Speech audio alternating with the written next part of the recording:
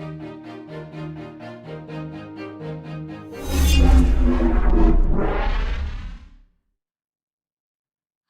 everyone! How you going? Oh, wait, I know what we're missing. We're missing our music. How's everyone going today?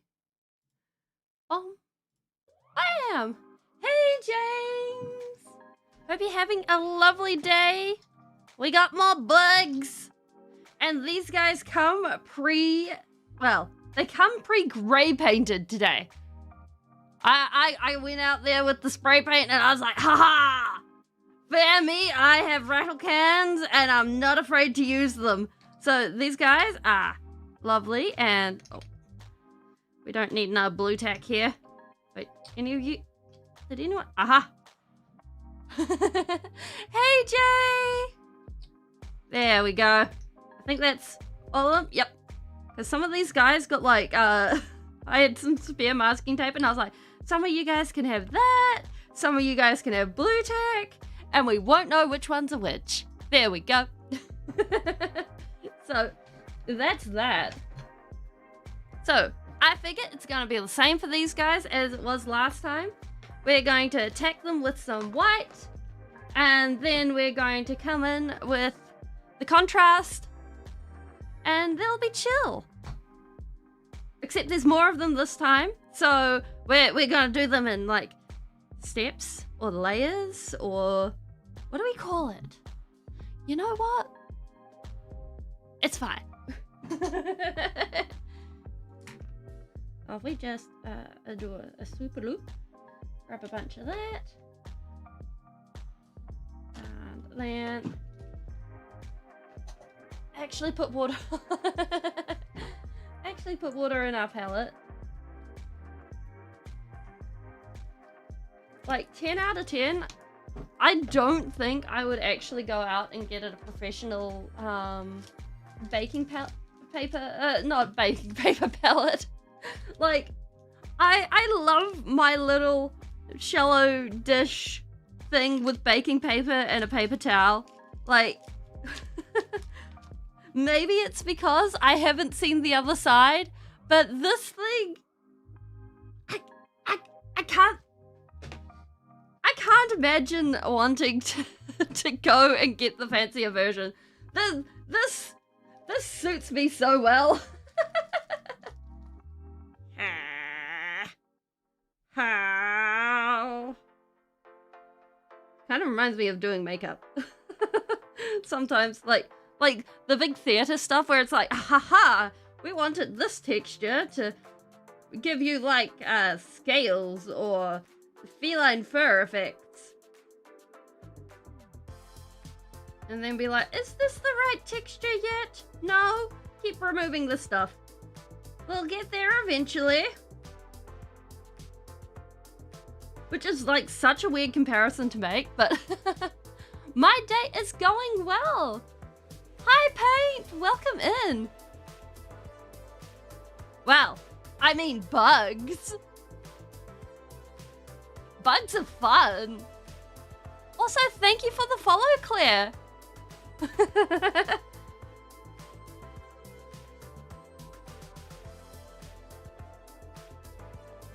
Like, personally speaking, the bugs, they just look cool. So, therefore, they get the best follow. They get the best paint. That being said, I've recently gone ahead and I've painted a Death Guard kill team. We've got like all sorts of fun things. Let's see, what's in my completed box? We've got, well, these guys aren't quite completed because I haven't done their base. Some Stormcast, whose shield has gone walkabout. It's probably going to end up being a billion nids. Welcome in, Matthew. We got, actually, this guy is actually Nurgle, so, perhaps. We got the Hive Lord. No? Yes? Yes, the Hive Lord. Looking all fancy like. Ta-da. And there we got this. This is one of my test marines. I don't Like, personally speaking, I don't like Marines. Oh, a winged Tyranid Prime. Thank you so much. Well, I do... the Hive Lord is... Yes, this one is the winged Hive Lord. There we go. I keep forgetting about which name is which. I have the tags and stuff in my box, so I don't forget, but I keep getting them mixed up when I'm not looking. This fella's like halfway painted, so it's like, we're getting there.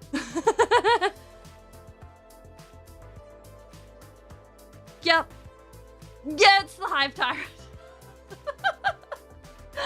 Oh no! Good morning, not Rick! I'm losing my, I'm losing my street cred here as I show off my bugs.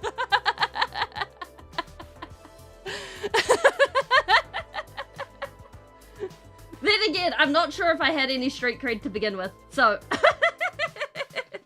I'm pretty sure at this point, we're just picking what bugs looks cool. Good point. Good evening, not Rick. I have not played a single game of what's it called? Oh no! Oh no, what have I done? Where's my brain gone this morning? 40, yes, 40k. Oh no. My brain has melted out of my ears. It's gone for a walk. It's decided that life, the universe, and everything is not worth existing in. Obviously. Oh my goodness.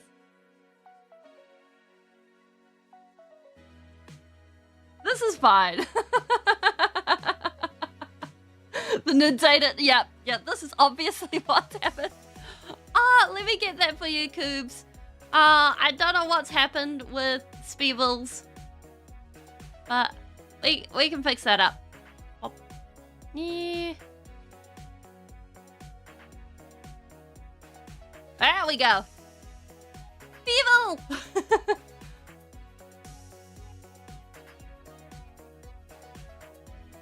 Also, welcome in. Oh, so,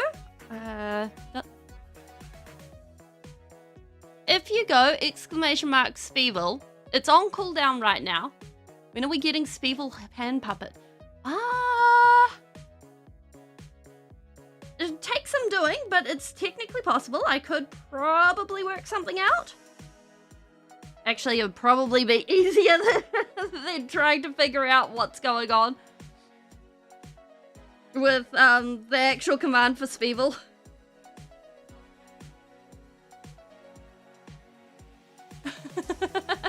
You're in Gaunt's jail? Oh, well, I ended up getting 2 halves of an ultimate starter set. So I now have 2 combat patrols of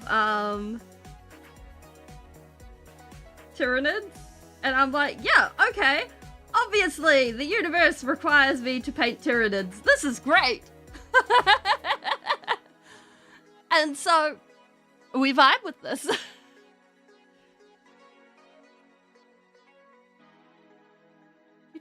Actually, what Speevel did you get? I need to know. Excuse me. Oh! You got this Speevel!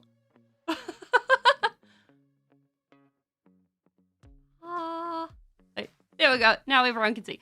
We are vampire. Blah, blah, blah!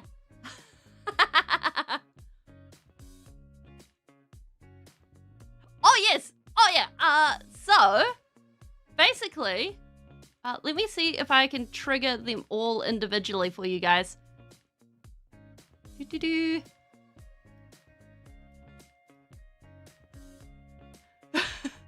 Oh yes, I very much remember blah blah blah. So, So we have, we've got that we have a slightly different Speeling. Pop on. Oh, that one didn't go. That must be the Speeling we've got.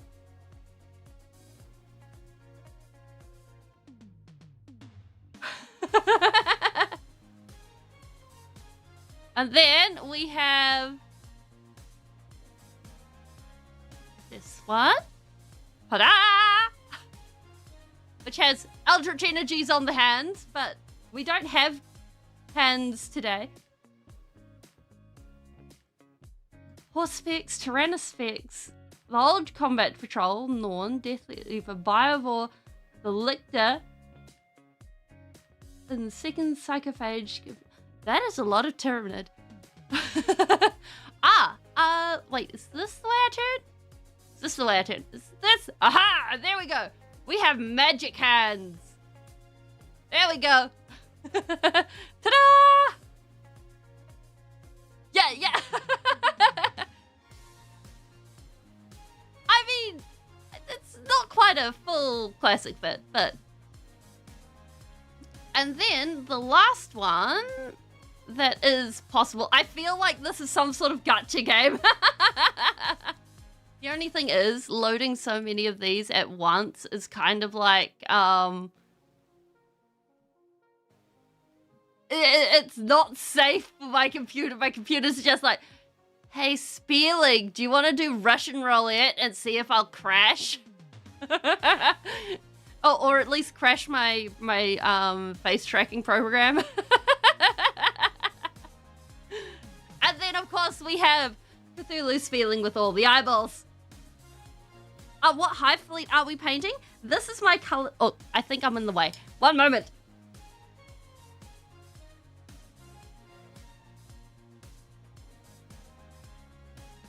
Well, so these are my color schemes. I did not look up a Hive Fleet for it. So we got blue on the top, red for all the fleshy bits, and if something has wings or something cool, yes, all the eyes. And then the wings are going to get a gold ink. And that's the vibe. Although I've been told it looks like Hive Fleet Behemoth.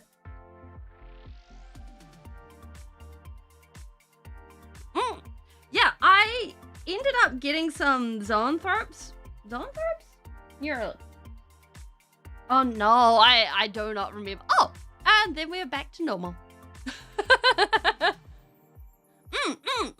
Yeah.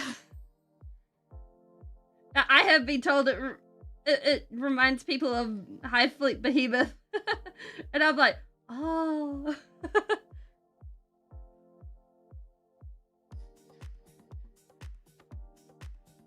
So I'm like, well, it must be a good color scheme. I mean, it kind of has that, like, because this is how we've done the Tyranids for the Termagants. Termagants? The Gaunts!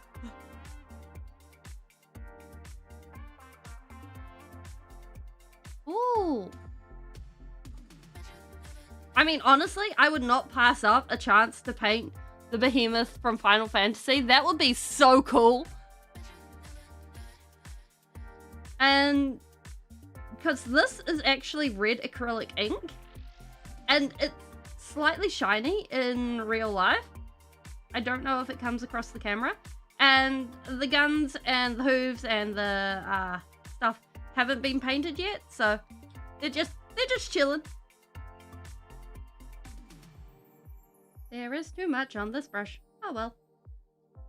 Gets to be a bit more white.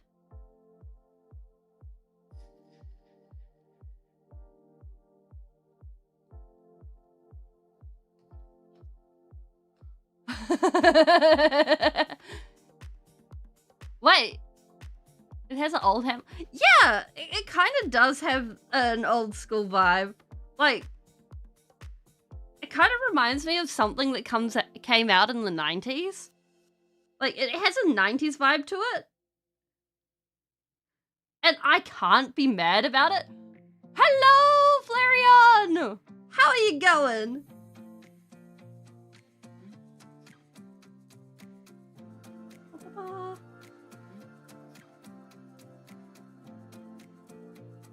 And, like, I normally don't mess around with contrasts, but for these guys, we're using them. Because I'm like, you know, the contrasts won't be used anywhere else. I'm not super fond of them.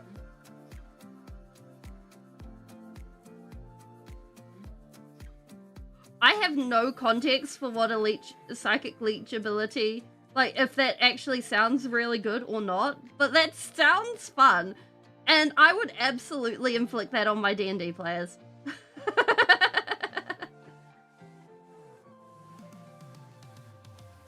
And be like, "Mwahahaha! The bugs are out to get you."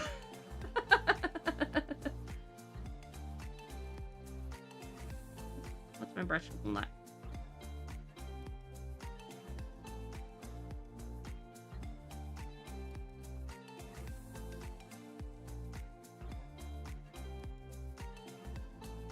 Actually, no, my Hive Fleet doesn't have any custom lore at the moment. However, we do have a Tyranid named Jim. Where is Jim? See, this is the Tyranid named Jim. And obviously, this Tyranid ate a lot of Blood Angels because it's now named Horus.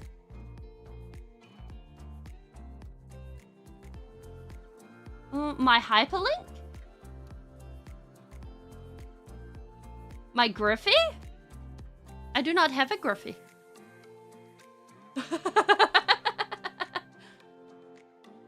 Parallel.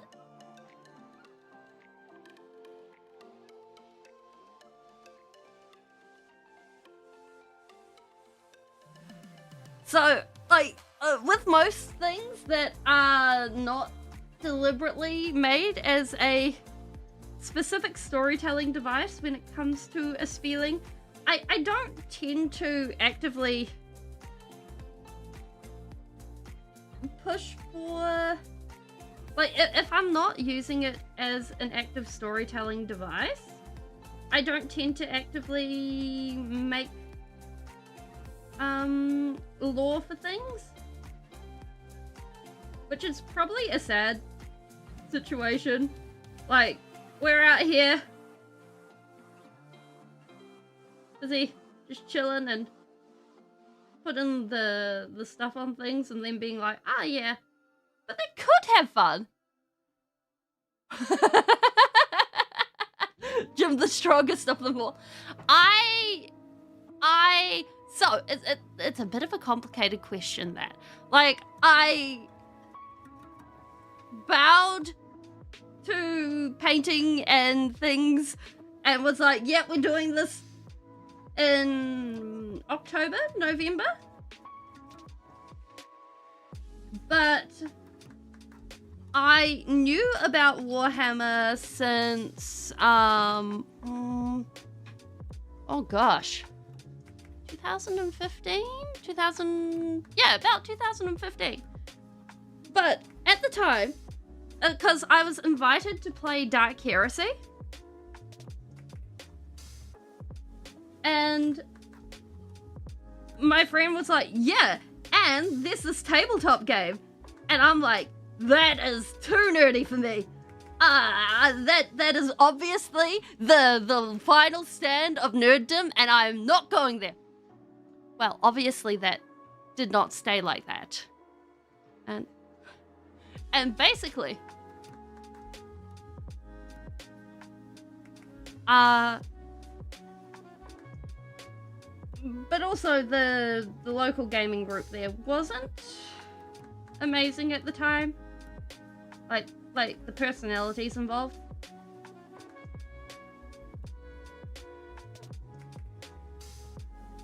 But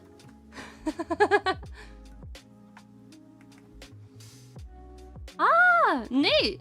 Yeah, like, for me, like, on one hand, it would be okay if I played But on the other hand, I'm not jumping up and down to play. Painting for me and the lore is where it's at. Like, I see cool model and then I'm like, I want to paint that. That looks cool. That looks really neat. I want to build it.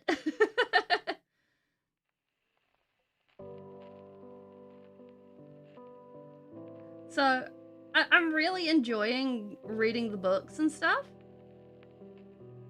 Like, the last book I read was a bunch of Cadian...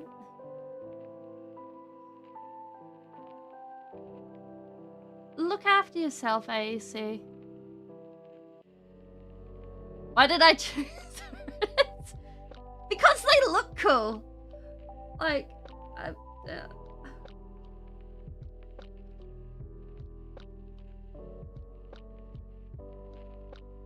like these. Yeah, they look cool.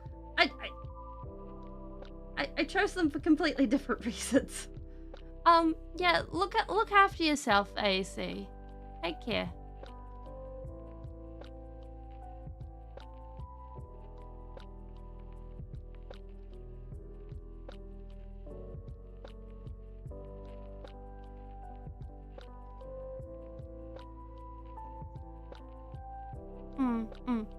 Yeah, like, for me, when it comes to choosing models, the only meaningful metric is going ahead and does it look cool? Like, there are Space Marine like, heck, I'd rather like the Blood Angels from a lore perspective, but you probably will not catch me painting them.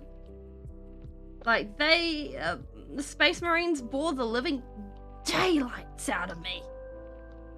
They are boring. They have all the same, like, apart from Chaos Marines, I have no problems painting Chaos Marines. These guys I like. These guys are fun. I have lost the other half of the kill team for these guys, which sucks. I also don't know where their bases have gone. So, yes, I did paint the Blood Angel, who is currently sitting on my bookshelf and having the time of his life, busy fighting the World Eater. So, and there's a difference between painting Joe Average and Joe Average. Like, one of these guys has lots of flat curves and boringness, and one of these guys has lots of trim and fun times and horns and lots of little decorations. One of these guys is fun. One of these guys is not. Oh, yeah! Exactly! Going ahead and customizing them and doing all of that is just... that's the fun part. Like getting in with the details and all of that. Like, yes please, give me that.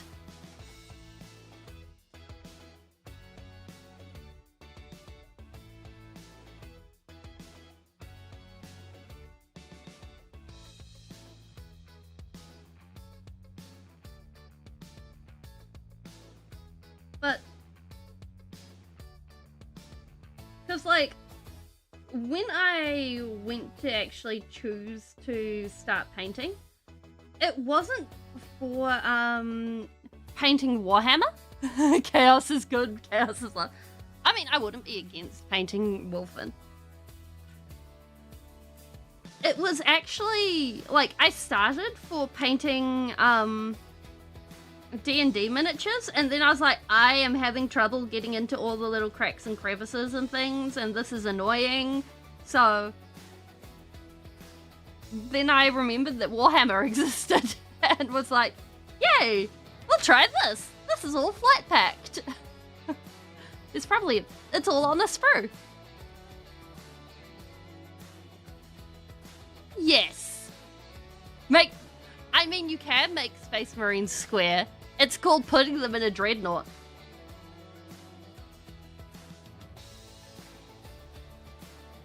And for those that don't play... Warhammer, a dreadnought is basically a combat wheelchair or a combat life support system. It is the ultimate disability accessibility device.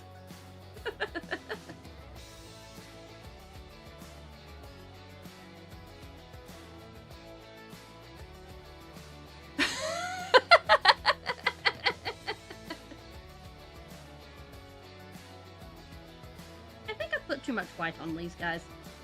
Oh well. They're fine. They're just retro.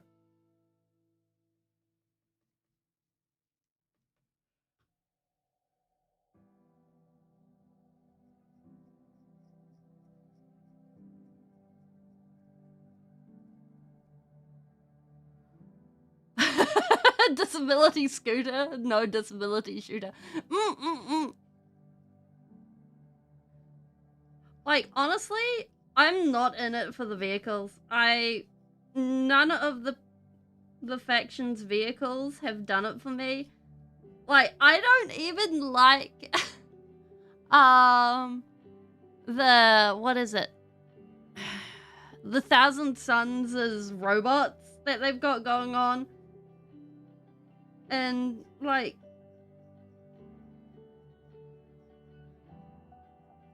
it's pretty meh to me. But then, generally speaking, I'm not fond of vehicles to paint or mess around with.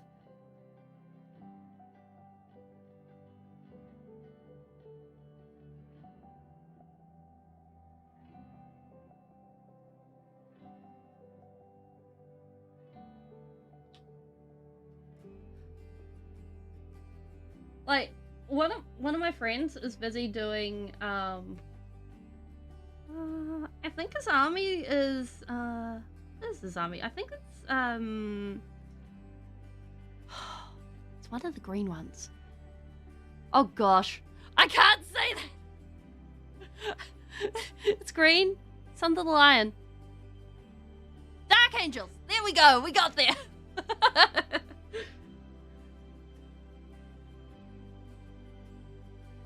And obviously I need more caffeine. This is obviously the issue here. So we are going to enjoy some slurps of caffeine.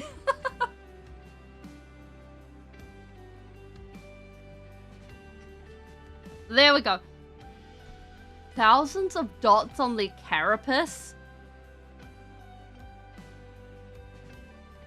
Ouch. Okay, so I went and put the leopard spots on Sanguinius's pelt, and that made me swear off doing spots on anything. I was just like, nah, no, you're not making me do this again. Never, no.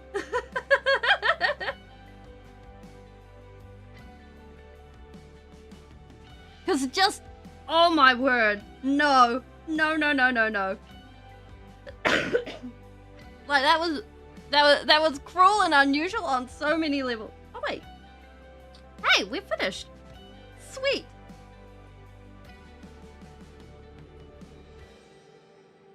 And like, nope. All right. Time for the. Yeah, let's hit the red first. And actually, we're going to be cheeky today. We're just going to go straight in with the brush. Because, like, it's there. We're not mixing it with any other color, so should be fine.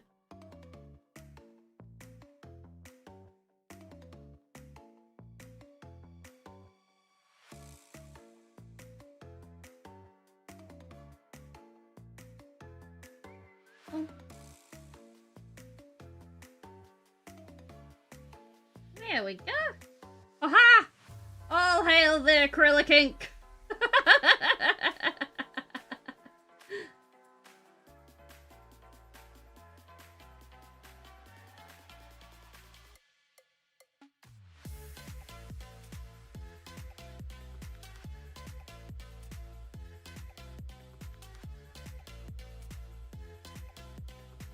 You have vehicles in the form of Imperial tanks and...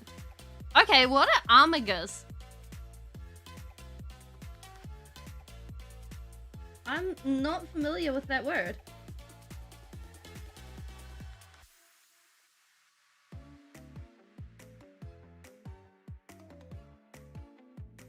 Like, I think at some point it would be cool to end up with something from each of the armies.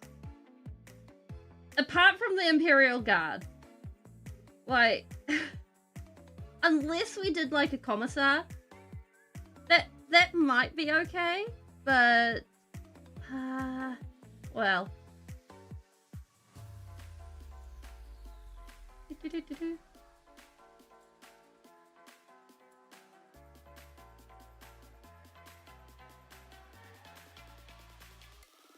Are the small knights? Oh, okay. Because, like, doing some of the ships, like the flying ships, would be kind of cool, I think. Maybe. Like, if I was doing vehicles, it would have to be some of the spaceships.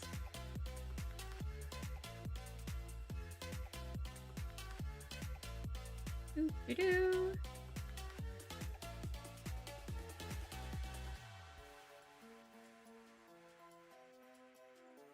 I mean, the fact that we can just slap on the ink and not worry about it is such a pleasing thing to me. Hey, it's so bright and so cherry.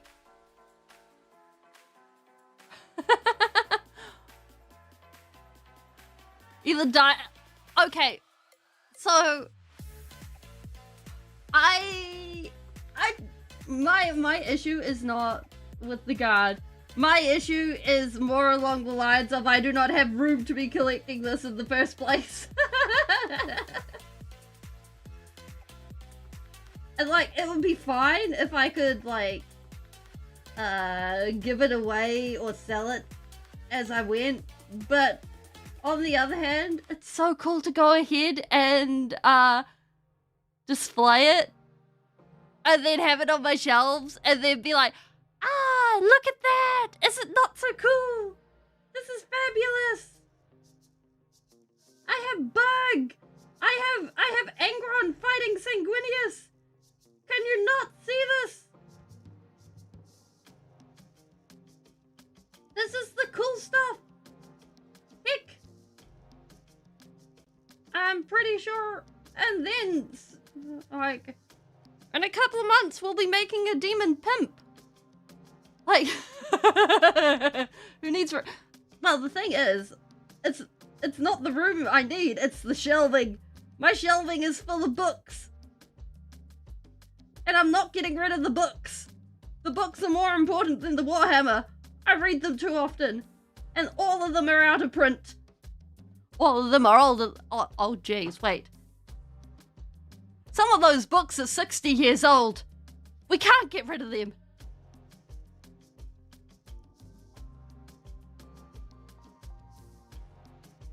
They belong in an old folks' home. And that's exactly what my shelves are. Kind old folks' homes for books. And if we make them go away, they'll be out on the streets, alone, unwanted, unread. Someone might bend their spines back. Exactly. Like, I don't have a spare table. I barely have a table to begin with.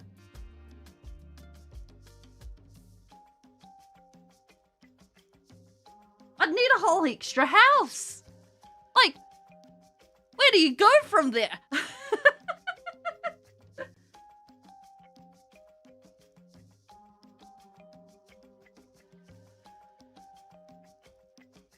Like, I just buy the random stuff that looks cool.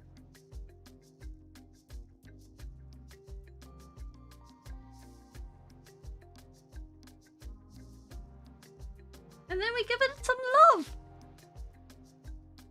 Or, you know, we kind of paint over MTG cards. You know, either or. Which is also another reason why I cannot afford Imperial Guard. Because, well, MTG.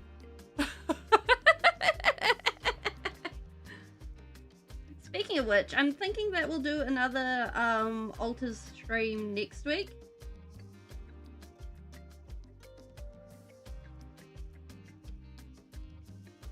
So we can have some fun times with that. A proxy commissar. Oh, fun.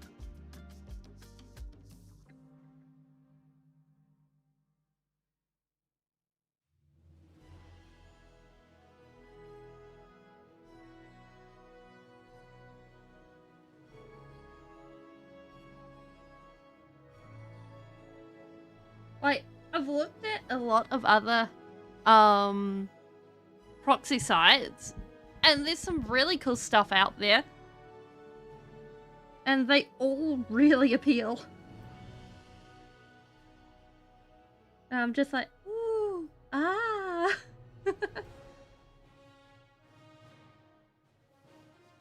Like, at the moment, I'm saving up for stuff from Archon Studios so that I can make a purchase, and I'm like, haha, and have dragons and minions and things and have fun painting them.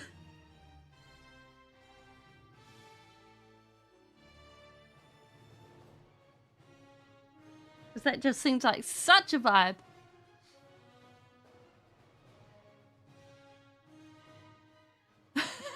Always go for plasma, and plasma is the only... Nova charge is the orange charge. I mean, okay. I'm pretty sure in any sci-fi setting, if someone says plasma, that just sounds like the best option. Like, if there is a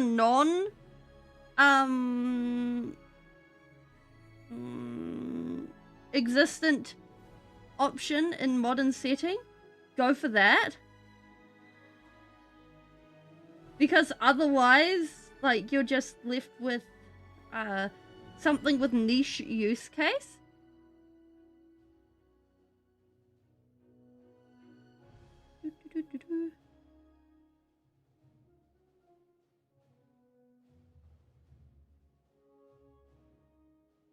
We definitely put way too much light on this.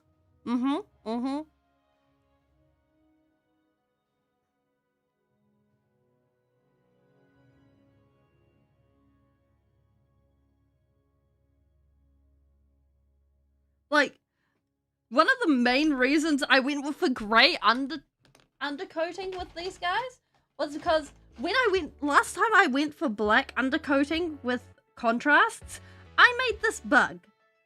And this is such a muddy mess that I was like, I'm never doing black undercoating ever again. Like, I really wanted to go with like vibrant colors and everything. And this was the first model I made, and it's done with contrast paints.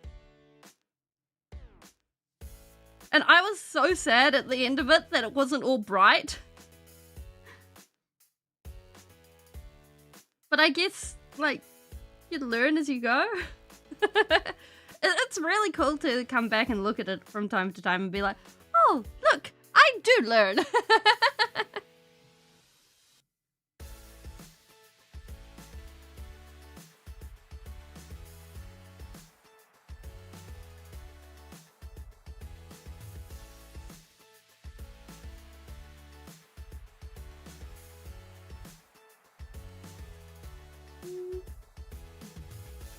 There we go.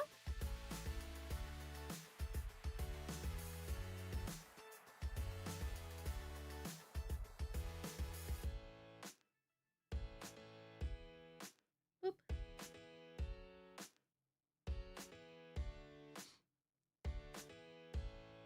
Purple for the base coat, purple, dark blue, then wash. Yeah, like, I figure these guys are going to get a black and then a dry brush of teal on their claws and hooves. so that it sort of creates a stony look. Oh, that one's got it better. Whoop.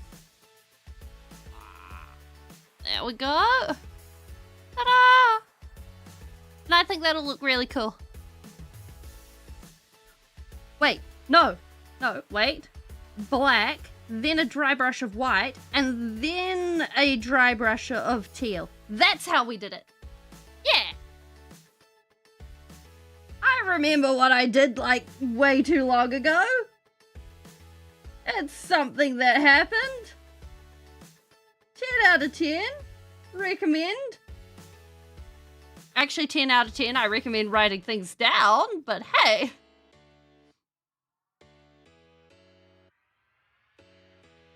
Bugs are fun.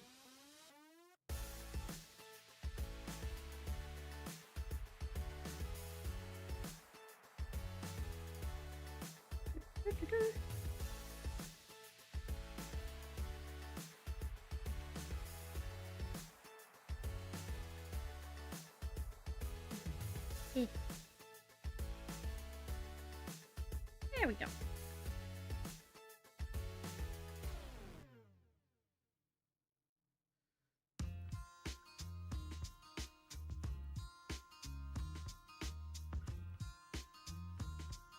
That being said, actually, we're gonna try something.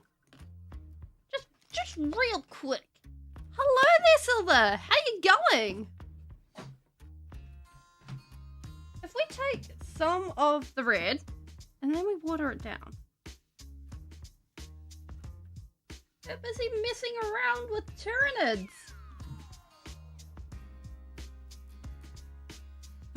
You don't remember. You don't forget your color schemes. That's good. Okay. We just grab a whole bunch of water. Like, cause this is like super pigmented. So it shouldn't change much. Oh my gosh, that is way too much on the brush. We be busy painting bugs and chatting and doing stuff. How's your day going?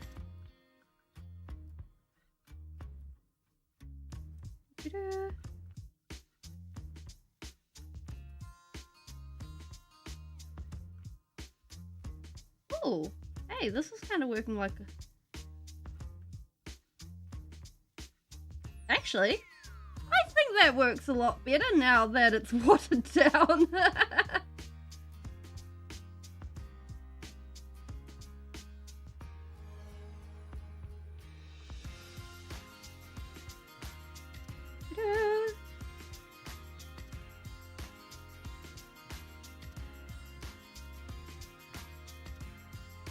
It's like, okay, so this got brought, a good 10 years ago. And at the time, it was like $7. And the fact that it is getting watered down and it still goes so far. And then it's going ahead and it's sinking into the crevices and it's acting like a contrast paint. This appeals. And it's not an expensive thing. You've been painting for 10 hours. Oh my.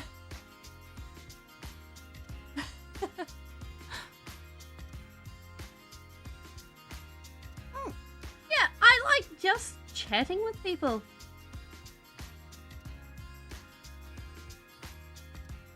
And I play games, I paint, we do things. It's a vibe. It's good times. Next week's going to be a little bit different compared to what I usually do because my computer's going in for a bit of a fix, upgrade, checkup, whatever word you want to use. So we'll be doing some different things on a different computer. But other than that, it's be good times. Like, normally we play some Minecraft, some other survival games, and some painting. Yeah, it's Kiwi person!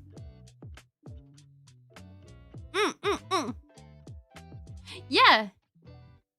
Yeah, like, for me, when it comes to streaming, I'm about the chatting rather than the video. However, I am also someone who really needs something to do if I'm talking. I'm like, yes, please give me at least 2 things to do at one time. Otherwise, I do not know what to do with myself. Oh my gosh. I assume you enjoy it then, if you're painting 50 hours a week. Oh wow. What's been your favorite model to paint?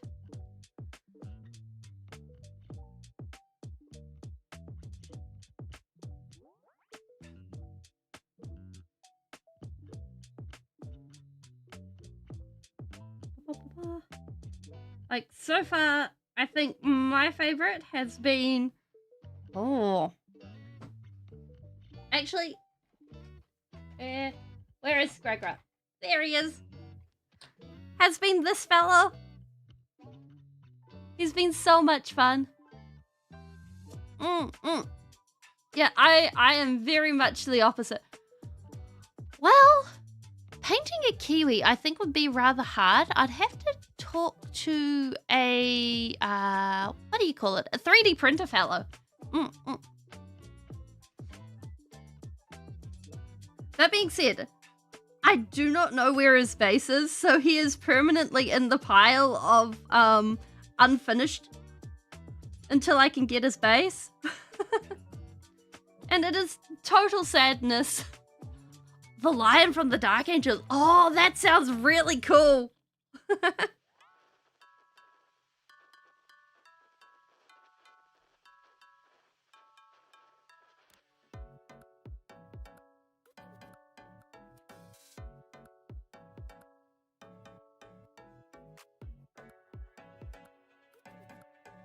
I'm hoping that sometime soon, because like my friend's organizing to get a who is it?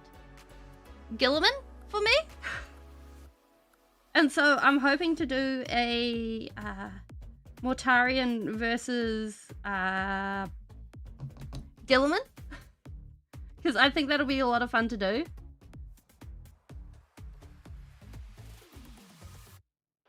But before that, it's going to be turning a demon, yeah, is it? Yeah. Age of Sigma demon prince into a demon pimp.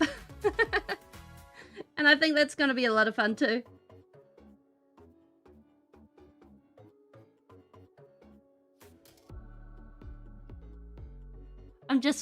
Why is everything upside down?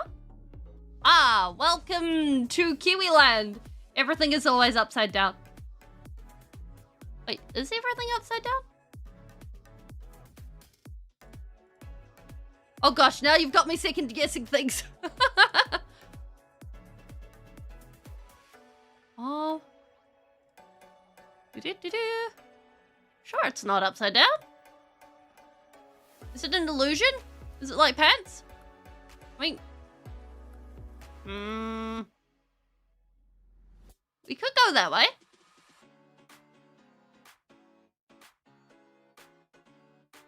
We'll try that way for a bit. 40 scale Titan. Oh, fun. Favorite was the Nightbringer. Oh, neat. Wait, pillars? Okay, I gotta look up what a Nightbringer looks like. Google, help me out with this. Nightbringer.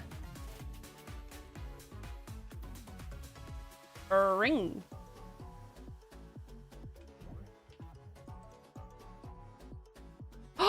Oh, it's the Catan shard.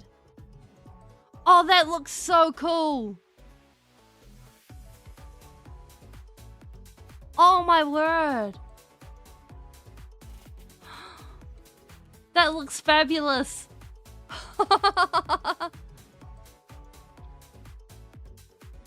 That looks like such a vibe.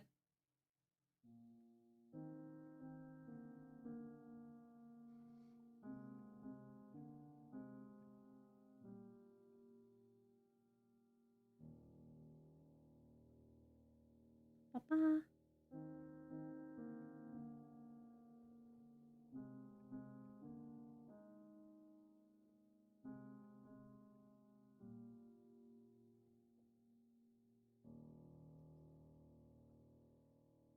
There we go.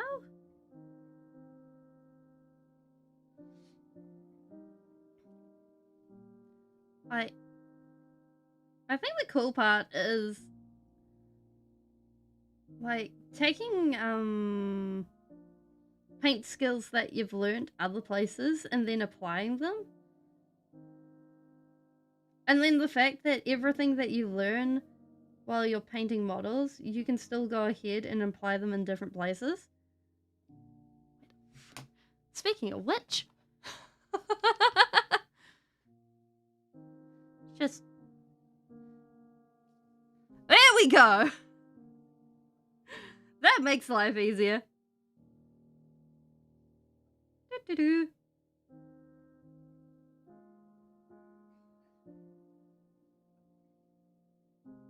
Ta-da!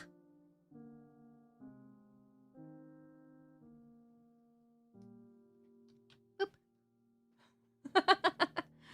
Might help if we actually have something to hold on to.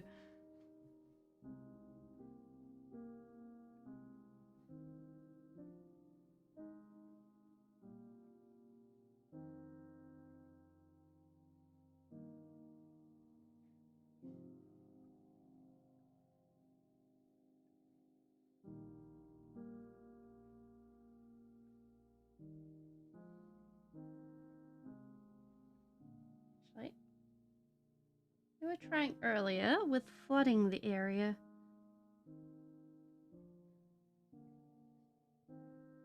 Because we're experimenters, we can do this sort of thing.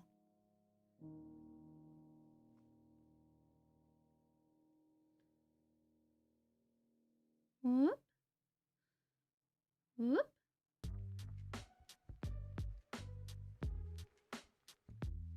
There we go.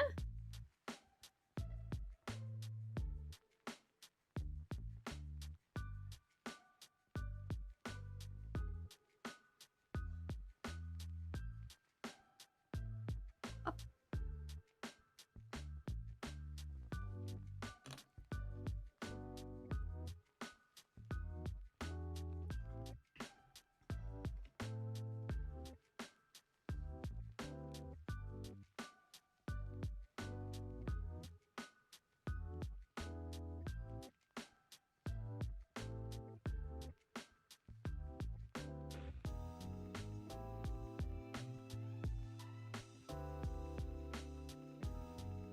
There's probably like techniques for actually using contrast paint. I probably do not know them. I am coming to the quick conclusion that I have no idea how to use contrast paint. Like, on one hand, get out of the air bubble. I do not wish for you to form. On one hand, contrast paint kind of works like ink, but all my techniques for ink. Oh, neat.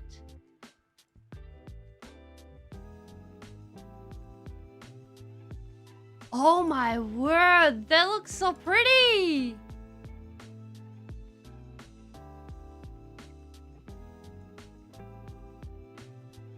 Can I bring up a picture of it on stream? So we can all ooh and ah over the stars?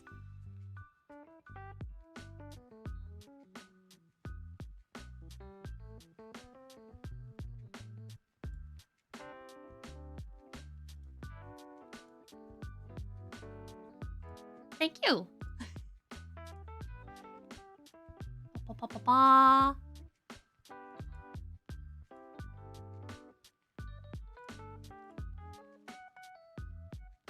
Up. Boop.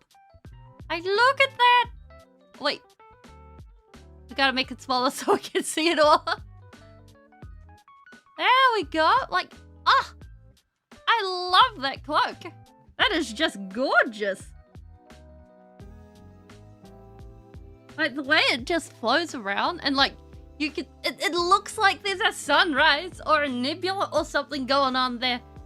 It's so pretty. And then the muscle definition higher up. Chef's kiss.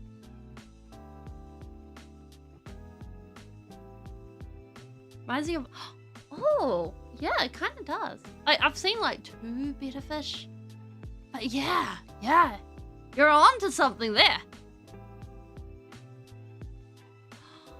That's so nice. 10 out of 10. Well done.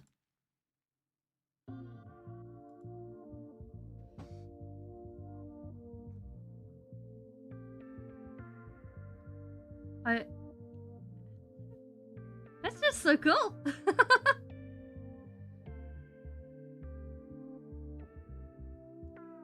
Oh. But yeah. The other picture had the head. Oh. I won't bring that one up on stream because it's out of focus.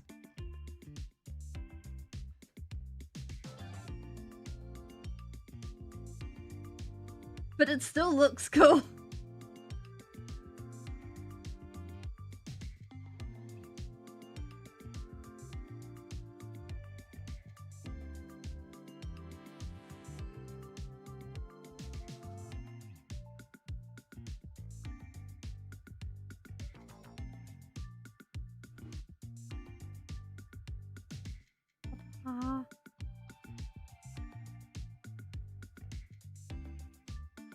There we go. Like, it's so cool getting to see what other people get to paint and do. Like, the sheer creativity of various people is just awesome. Like, the fact that peeps go ahead and pull off, like, the freehanding and stuff. Like, I saw, like, I was browsing, I think it was r/miniature painting. And seeing someone who had painted an entire forest on a pauldron. And I was like, oh, wow. Look, Ma, I want to be like that one day. Like, it was just so neat. And then recently I saw someone who was doing a cloak with a forest texture, and I was like, oh my word, that is glorious.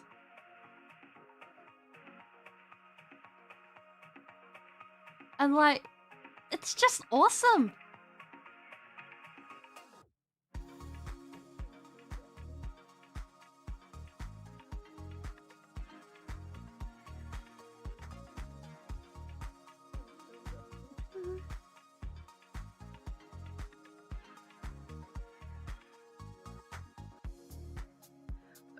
It's like,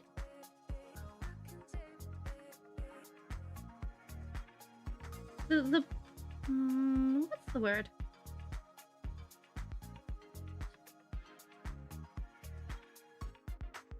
Being able to, I think it's important to be able to acknowledge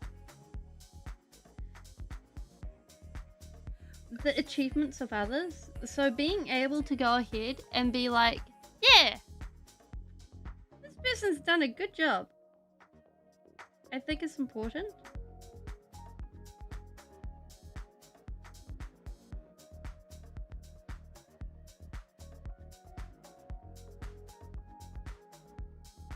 Oh.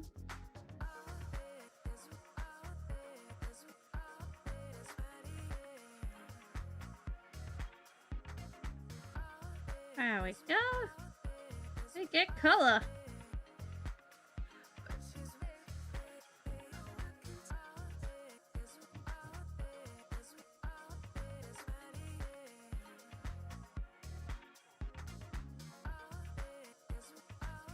Oh wait, I think we just painted over the thing.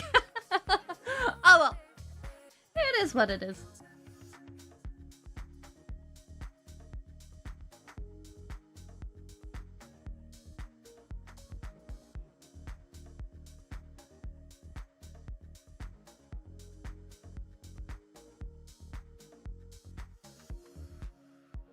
Although I am kind of kicking myself because I am slowly realizing that past Speeling did not bother to go and buff out the little nubbins from where the sprues attached to the model, and I'm like,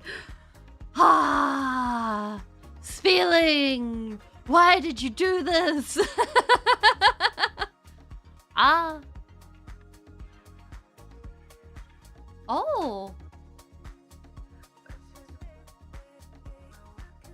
Oh, that is a face. Yes! It's all the bugs! We have bugs and bugs and bugs and bugs and a totally unrelated bug. Welcome on in, Grimdark. How you going? Bug.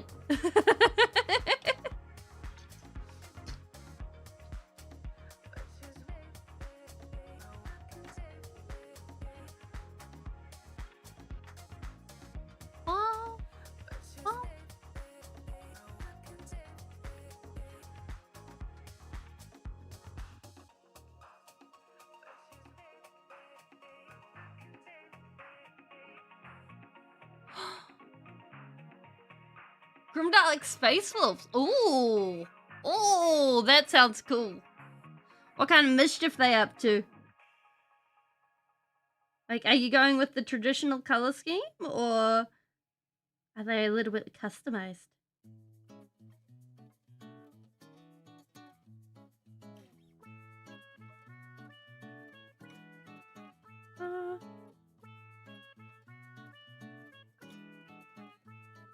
Have we got everything in there? Yes.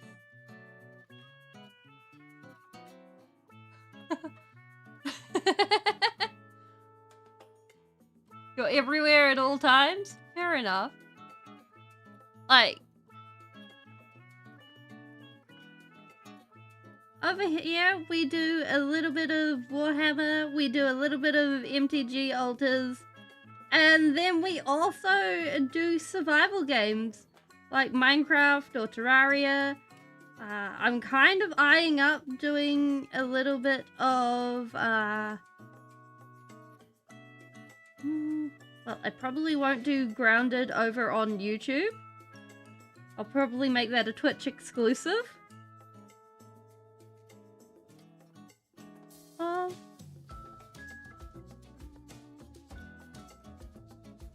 But yeah, we play games like that. Although,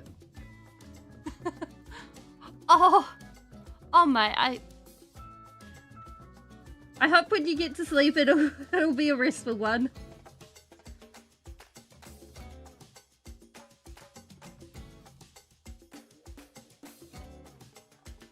Oh.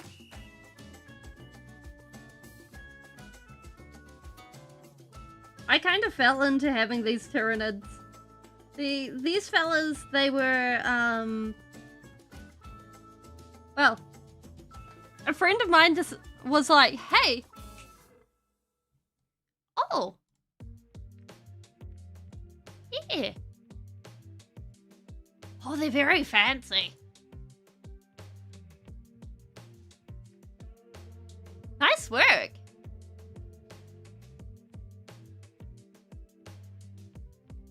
A friend of mine was like, hey, you want to split the ultimate starter set? And I was like, sure.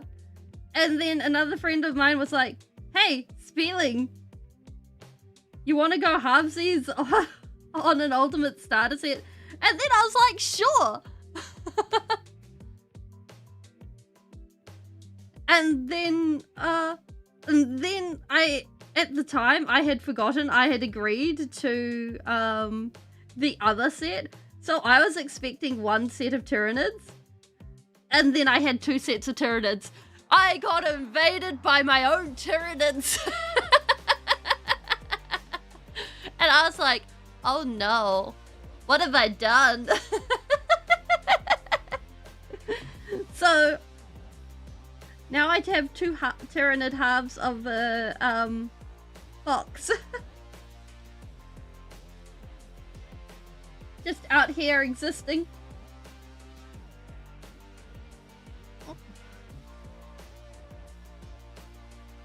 Well, the important thing, I think, is to make sure that you keep up with your own mental health and well-being, and everything else can fall in line afterwards. That's my own personal opinion on, like, keeping up with streamers and everything. Like, I know for some people, they build their mental health around following streamers and things like that. And if it works for some people, then it works for them.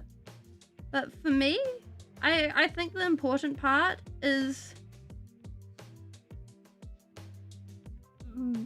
making sure that you build in the ability to go ahead and touch grass.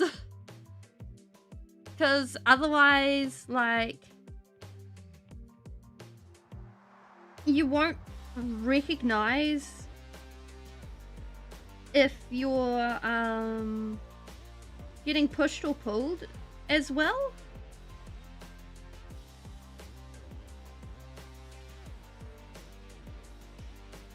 And what I mean by pushed or pulled is actually going ahead and if a lot of people on the internet in your circle, because that's something that the internet is really good at doing, is building echo chambers.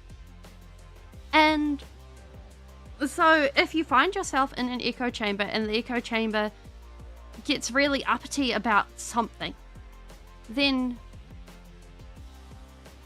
being able to go out, touch grass, and people being like, oh yeah, have you seen the rugby? Have you seen baseball? Have you seen whatever? Although, honestly, stay away from politics. That's good. That's the worst for anyone's mental health at any point. Well, we need more red. And it's a good way to keep you on an even keel.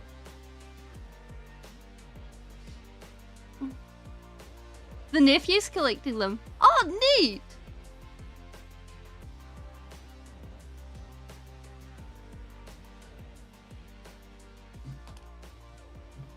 Oh, well, the thing, like, for me, I've ended up getting, oh gosh, we're gonna do it again. It's, wait a minute. I'm not even going to attempt this time around. We have one of these guys. His gun's over here. He's half painted. Here's his gun. Here's his arm. You're looking all fancy.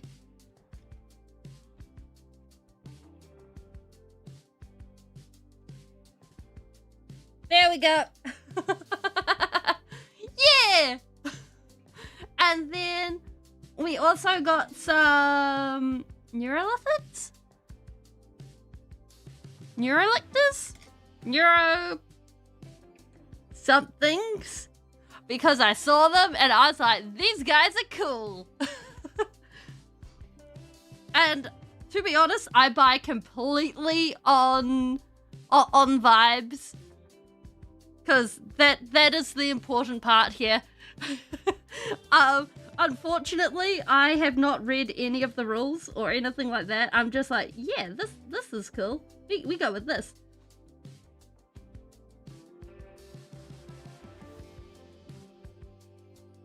So, woe betide me if I ever find out that my party composition is actually illegal for actually playing the game.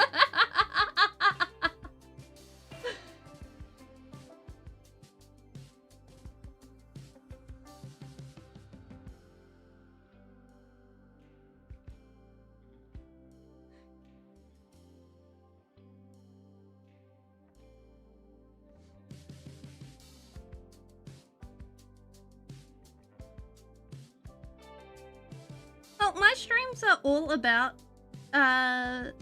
chatting. And chatting with people and chatting about random things. That's the whole purpose of them. Whether it's chatting about Warhammer, which we're doing a lot of today, or whether it's about random video games, or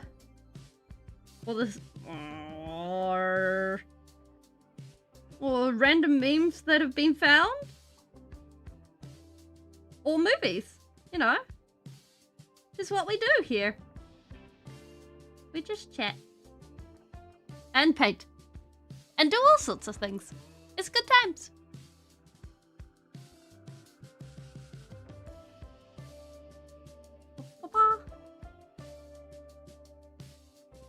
Watering down these inks is definitely the way to go, I think.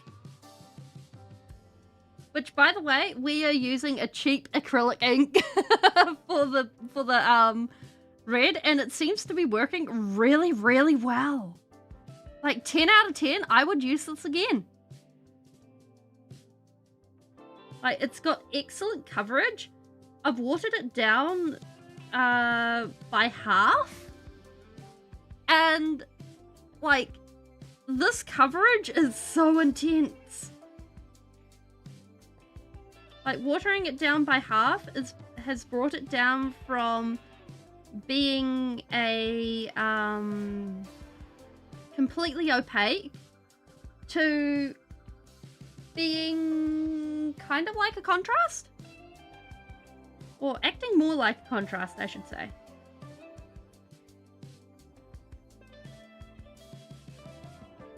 This is Speeling approved. Posted an artwork with a question. Thank you for the follow, Femilis. Also, thank you for the follow, Grimdank. Posted an artwork with a question. Sleepers what? Oh, sleepers. Oh, I mean, well, for me, it is early in the morning. So, sleep is not needed. And I'm also, I am one of those accursed early bird people who's just like, aha, you cannot catch me. Welcome in, Minnie. How you going? So, I get to mess around in the early morning and be like, ha, we paint things. We mess around. And it's good times.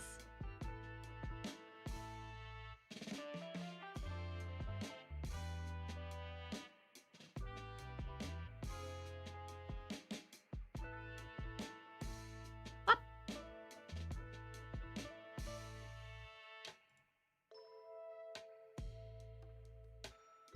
Is that acrylic in the skirt? Ah! Thank you! Yeah! We are using acrylic ink for the red, and then it's a blue contrast paint on the carapace, and then there is, actually, I can get the paint. So it's, nope, that's brown. Nope. We'll get it eventually. There's only so many paints. So it's scale 75 replenish blue for the carapace, and then nope, too many paints. Actually, no, that's a lie. It's not too many paints. Aha! And then it's War Paints Fanatic Talisman Teal to get little flecks on the edges of the carapace. And then eventually oh, he's missing an arm. There we go. Let's just fix that up. Wait, is this Jim? Yeah, that's his Jim.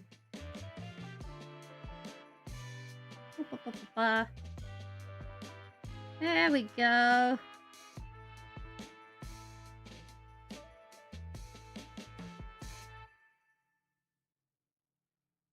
Problem solved. Just to make everything pop. So, it's nice, easy, and achievable, and it's mostly because I don't want to do non-metallic mental on the Termagants. I was like looking at my Termagants and I was like, oh, I can't do that. Good night, Paint. Sleep well. Cause like, there's too many Termagants to do that sort of thing. Hey, Canonix, how you going? Oh.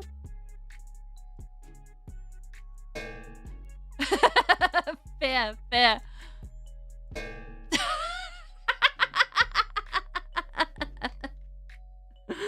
Oh, that's a day and a half. But yeah. Like, I got into 40k, I want to say October-ish? As my official, we're not going back, we're actually painting these guys, we're doing things now thing. And since then, I have deeply enjoyed painting and reading the books. I don't think like, at this point, I'm not sure if I'm going to play. But if I am, I'm going to have an army.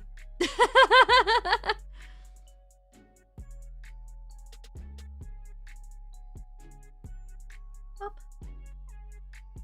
But it's a vibe. Like, I appreciate the fact that as far as a setting goes, it knows what it is and wears its heart on its sleeve.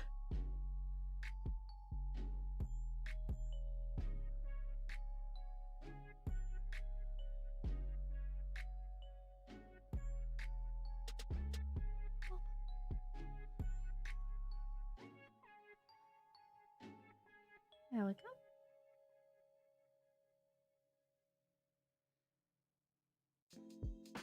And I've had a friend busy going ahead and letting me borrow his books and read them. So it's been really cool reading a bunch of Gaunt's Ghosts books and things.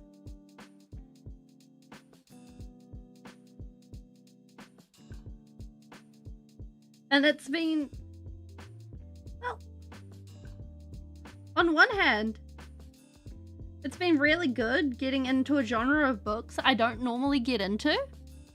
But on the other hand, my goodness, I don't think I could ever be, like, I have never been so sure that I would not exist in the Warhammer universe. No, sir.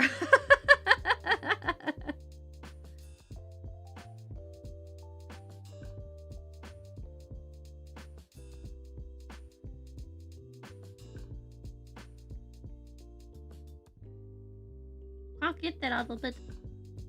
Yeah. Let me get your middle. Let me tickle your underbelly with this paintbrush. Come here. I am never doing these guys assembled ever again. No. No.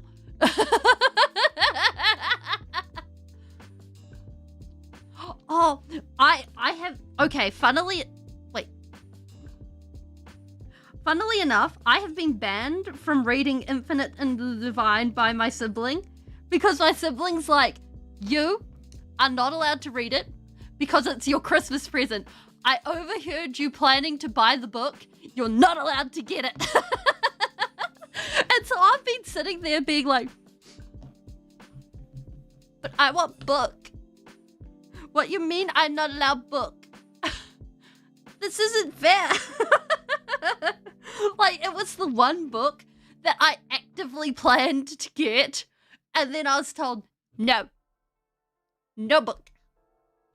And I was busy like, But book? And like, I wanted to get Devastation of Baal. Oh. Hey,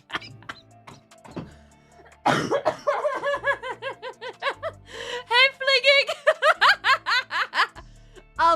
Okay, so there are some commands.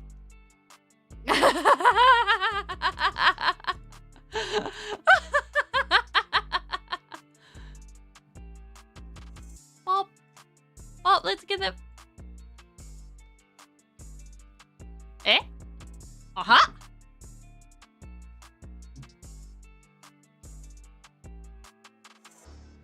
There we go. Yeah, the thing that just flung all those anvils is mini anvils. Or if you want to fling just the one anvil, it is anvil.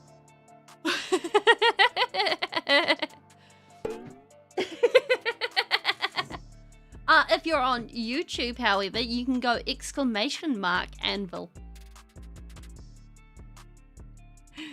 Get all the anvils. Actually, I'm not sure if you have a multi-anvil. Not sure if I ever sorted that one out. I'm going to have to double check that after stream. Wait, I can double check that now.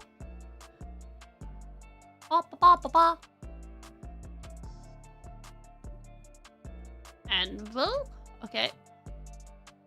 Where is this connected to? Oh, that's anvil. That's RGB. Wait, does RGB work with this? Oh my gosh. Okay, that's glorious. Okay, that's also anvil. That's my bucket. I need to make this bigger.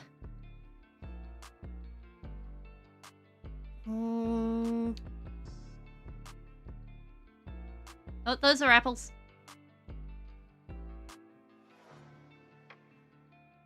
Okay, the answer is no. Of assumption.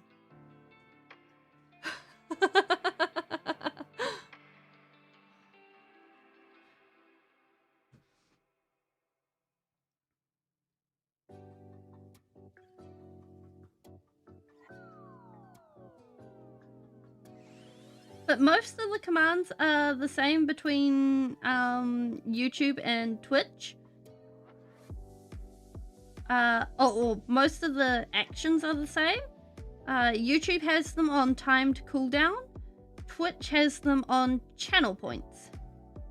For the most part. Some of them are different. Like YouTube has RGB. That is a YouTube exclusive. And I believe I at this point I need to go through my commands again and double check things.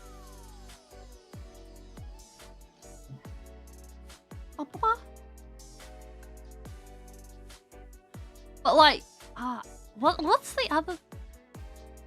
The other book I tried to get was Devastation of Baal, but for love nor money, I could not get it.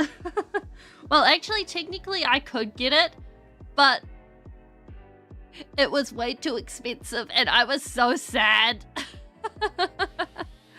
I was just like, this is terrible. I just want to read about this.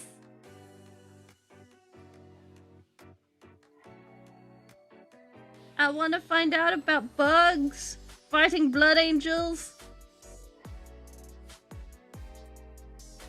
And we did not, well, actually, it took getting it onto e-reader to actually find out about that, and I was...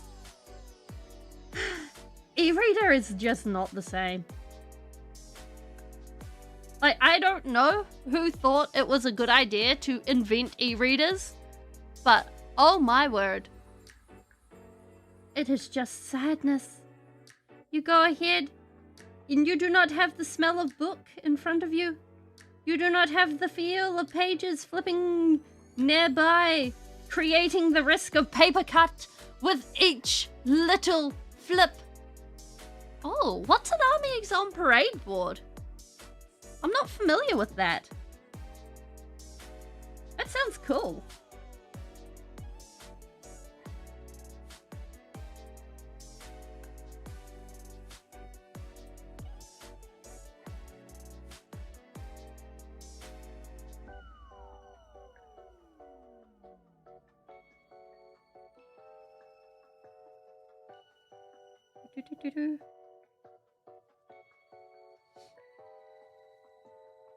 But, like, you just don't get it.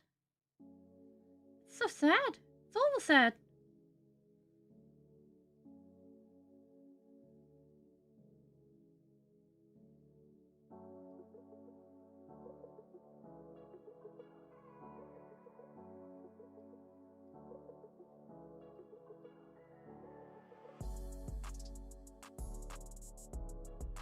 Bye-bye.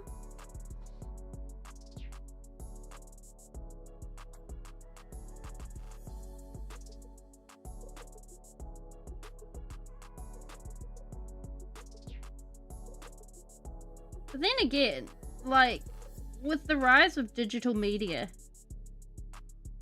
it's getting harder to get physical copies of what you want. And like, on one hand, I get it. But on the other hand, just sadness.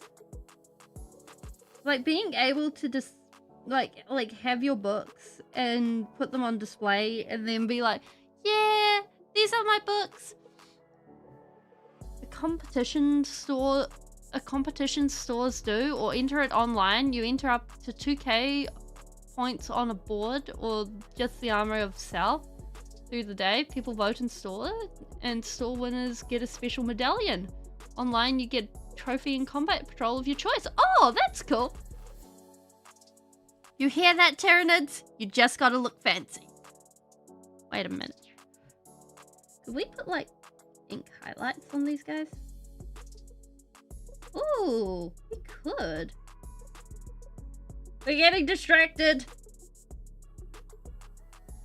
Actually, this looks really good. Not gonna lie.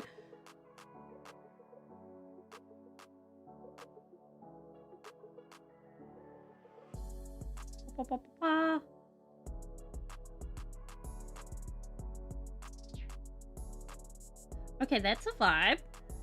We might do the rest of this. Welcome in, Pickle Rick. We have not pickled these guys. There is no cucumbers here either. So, they might have eaten some. You might have to worry about that. But other than that, you should be fine.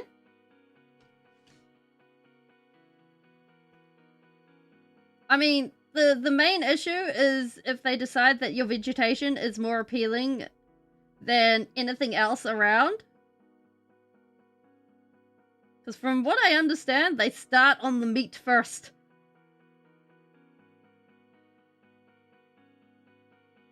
Doo-doo.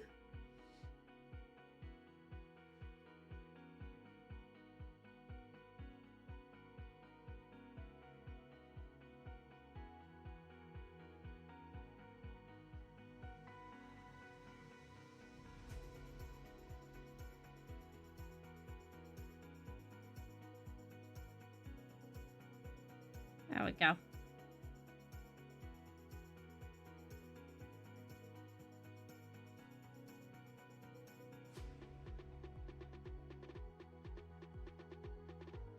I mean, our store's been talking about doing a painting competition, but it sounds like it's something that's far off. But also,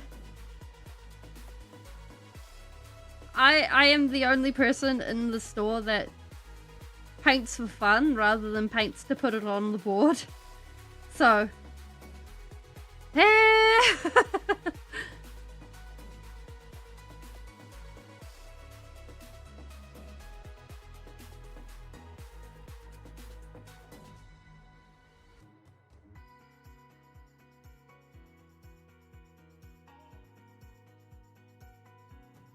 Although,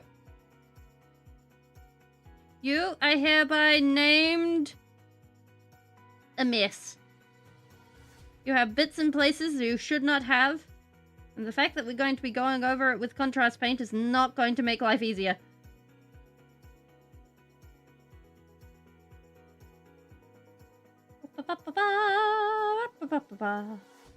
And there we go.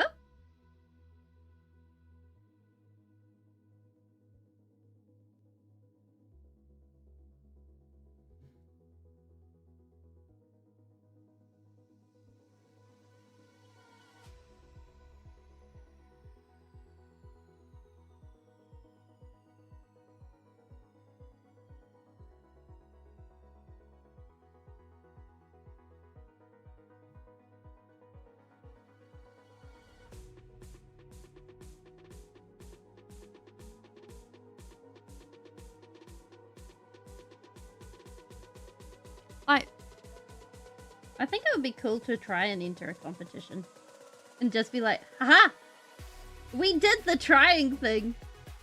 It's like, I think that's the important part. Like, you try it out, you see how you go. And then you learn from the experience. And then be like, wow, we did that. Look, Ma, no hands.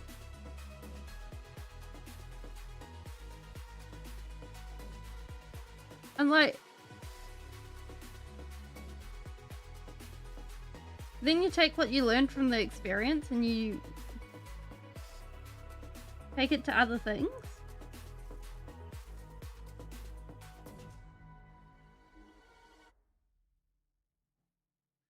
Because, like, entering competitions while winning is a bonus.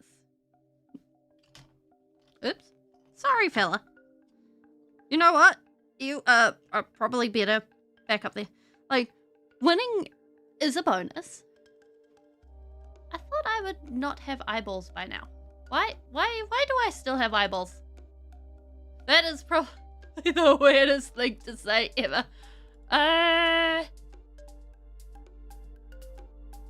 Wait, where is, there it is. No eyeballs? Aha! Oh gosh, my wings.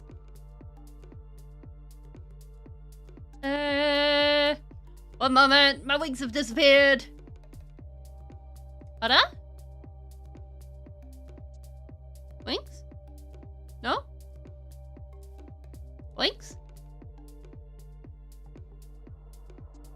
Wrong wings. Aha! Perfect.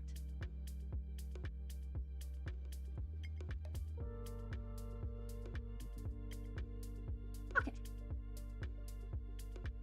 Like, choosing to be able to go ahead and take a chance to fail, I think is something to be really good to practice at, especially when it's in competitions that don't oops, that's not supposed to be there. Competitions that don't determine your future, because it creates resilience against things that do actually go ahead and require more mental fortitude.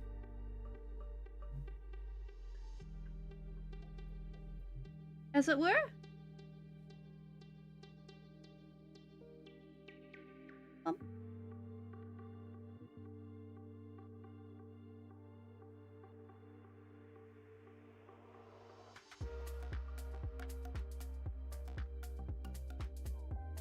And then if you do win, I mean, that's just a bonus.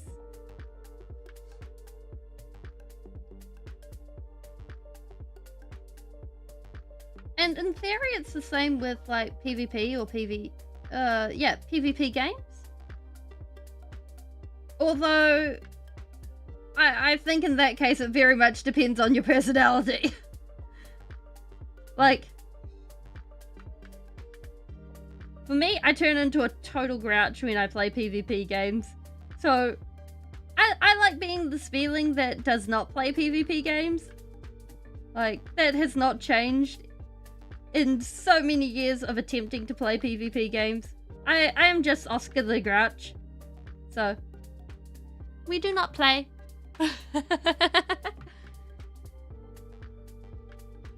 And this is just how it is. I mean, how does the saying go? You can lead a horse to water. Something, something, something. No, this is not the right saying for this situation. What would be the right? It's something along those lines. Oh well. It's fine.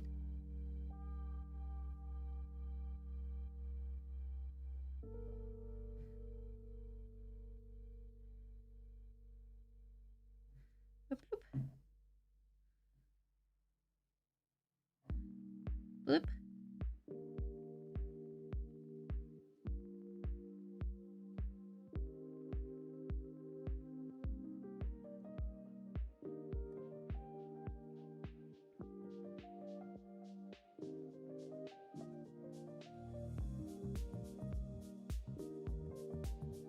And like,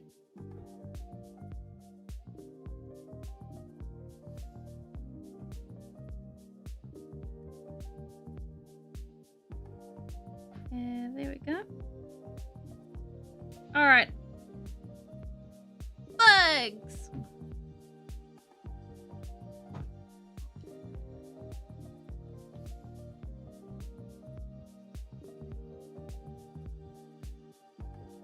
There is so much red in this brush.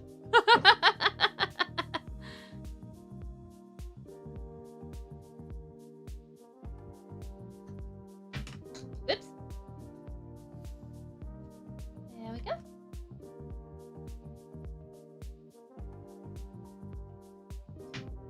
Now, if I were a brush, which one would I use?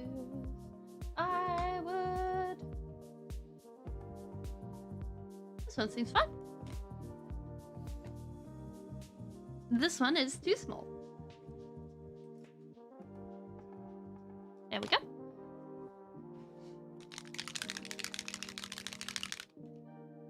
You know what? We're going to continue our cheeky streak.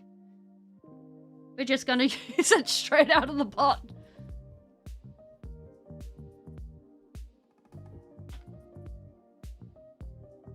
Wait a minute. There's something missing here. Brush, come back. There's a tail that requires attention. It's missing some color. How did this happen?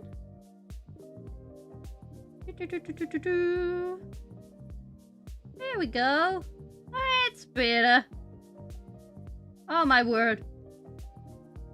How did you escape that? There we go. Ah, thought it could run away naked. Silly, silly tail. All right.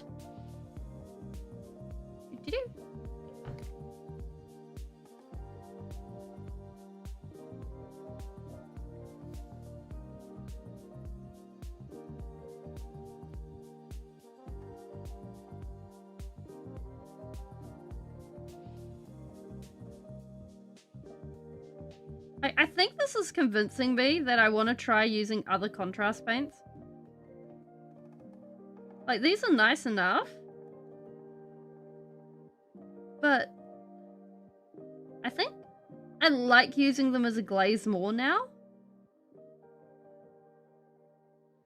Because, like, previously I've used them as a glaze and it's been fine enough.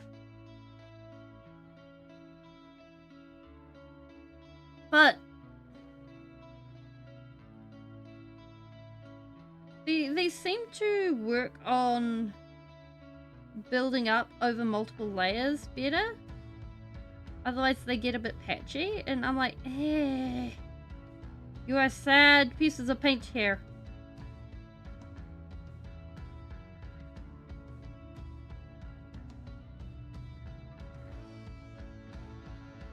But that's okay, I guess. We can have sad pieces of paint.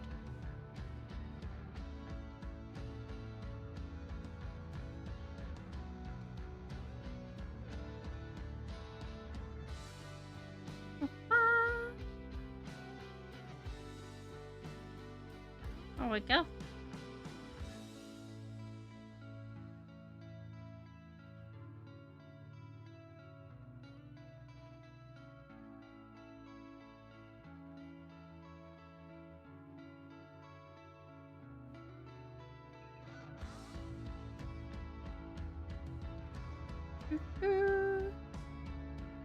Happy days.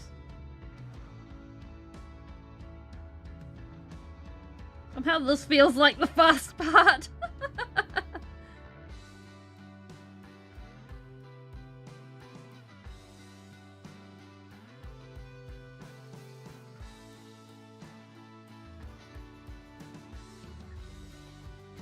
Like, it's kind of more of a stony blue.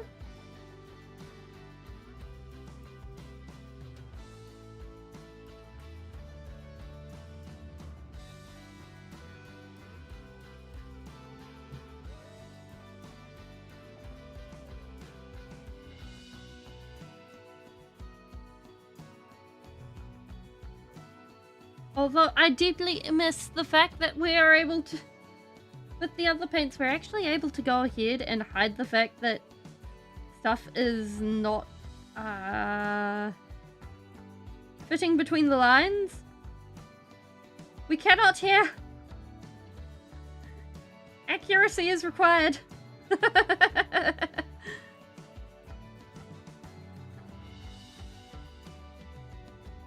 And accuracy is not my strong point. At least when it comes to painting.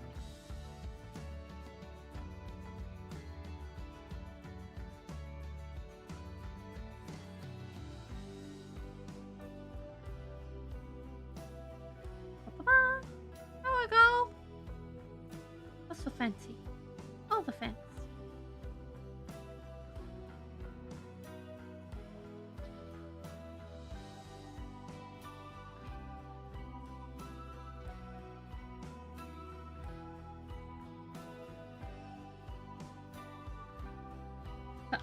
Painting out in this bottle feels so cursed.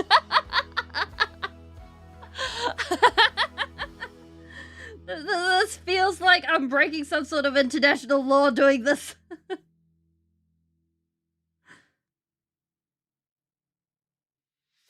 Speeling, the paint traitor, out here painting and out of the bottles. Have you seen this creature? Oh my word.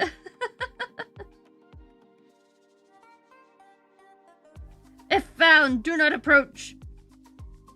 Dangerous and armed with paint.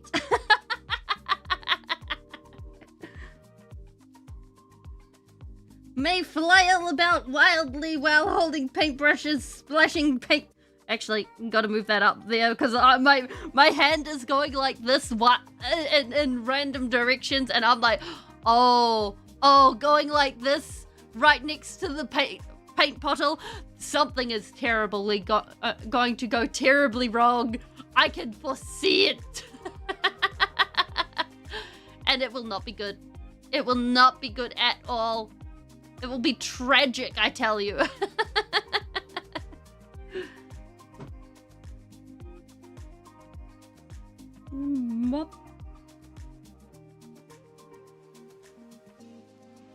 But hey, at least the lid will get painted. Oh no, now I'm calling them nids. They have infected me. Oh, I missed a spot.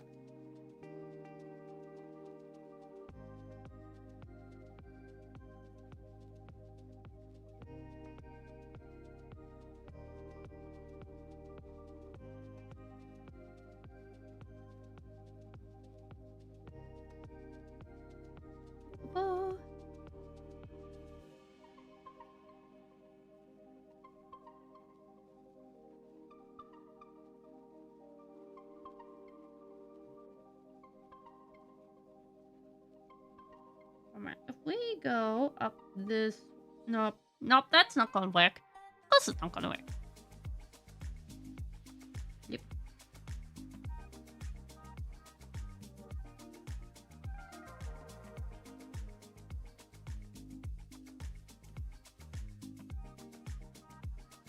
Like, I really hope with the upcoming Warhammer series that they have Tyranids show up.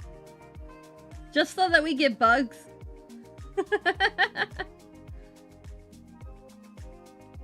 So we get the bugs having their love. Like, honestly, getting a lot of the various... Actually, we're going to paint over that and then redo it. Yeah. We need the grey. Oh, matey paint, show us the grey.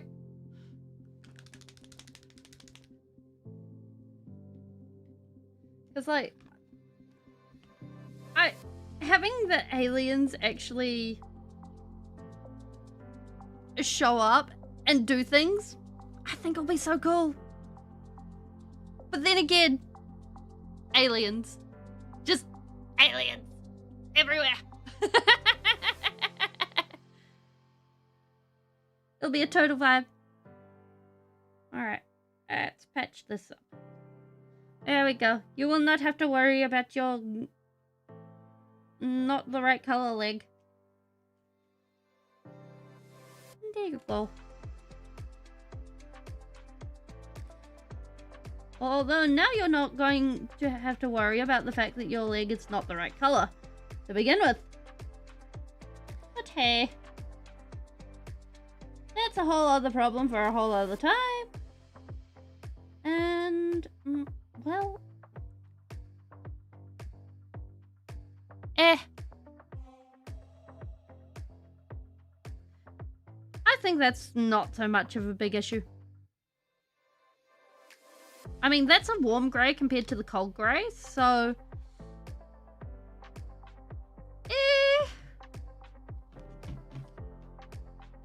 It's in the right tone. Oh, well, shade, not tone. Decisions.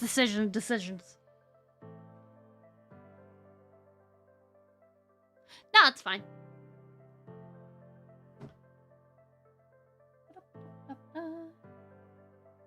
We will also go ahead and patch up this bit where we forgot to do things.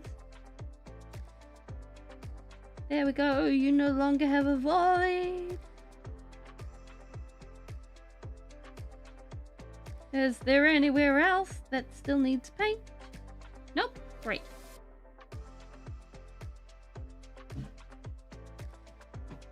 And you know what? We're even going to be sensible about this. Paint. Strops. There we go. Now we can put this back. Huzzah! Alright.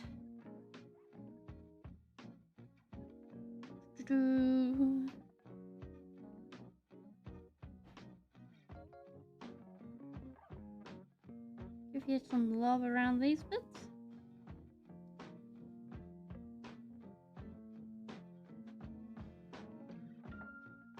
Up. Like, it feels so weird going ahead and doing it like a batch work thing. Like, previously I've done models just like one at a time. So it feels so weird to go ahead and do them like this.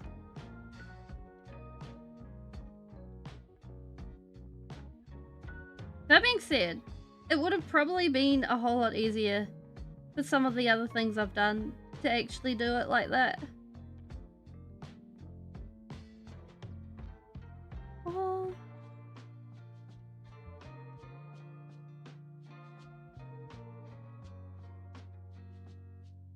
Aha! We have hidden the fact that there is an issue with the leg. No one will ever be able to tell. Success! Wait, focus. There we go! Hurrah! Glorious day! Just add a little bit more black. No, blue. It's not black, it's blue. Into these guys. Boom, boom, boom. There we go. Sit there. Next victim!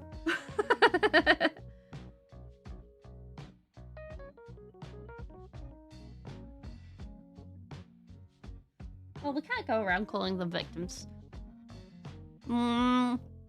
Next volunteer. There we go.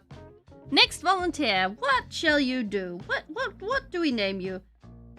Actually, no, we're not naming them yet. See, that's the kind of blue that I was expecting this paint to be, but it's not. And I don't want to, like, slap that thick of a blue all the way over everything.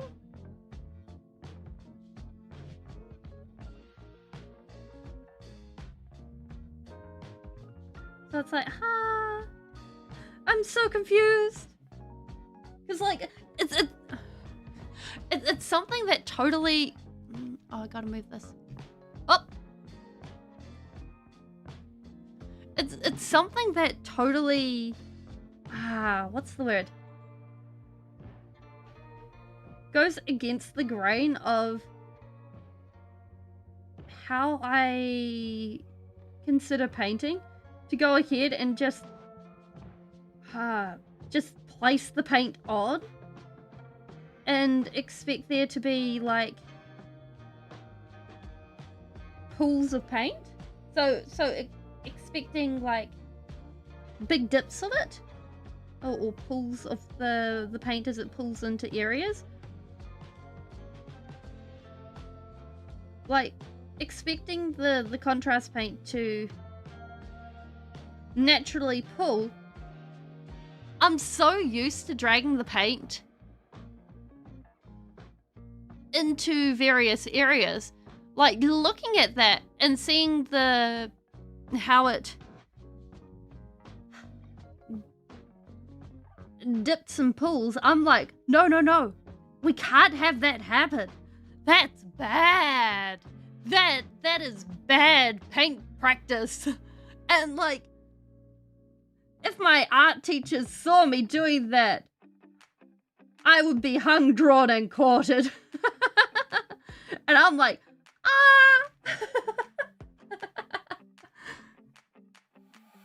Unless I could prove that it was done intentionally. And I'm just like, my sins of the art teacher's past are coming back to haunt me.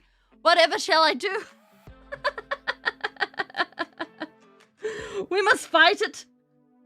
We must fight it on the beaches. We must fight it in the trenches.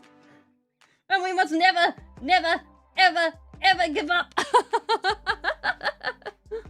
Like, whatever else shall we do? I think I just mushed a few quotes for that together.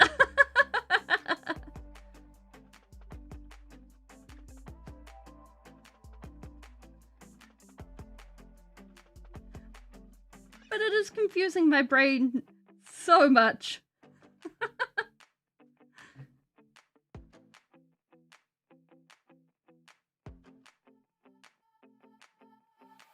I think for everything except termagants, we might do non-metallic metal instead. Just for poor sanity's sake.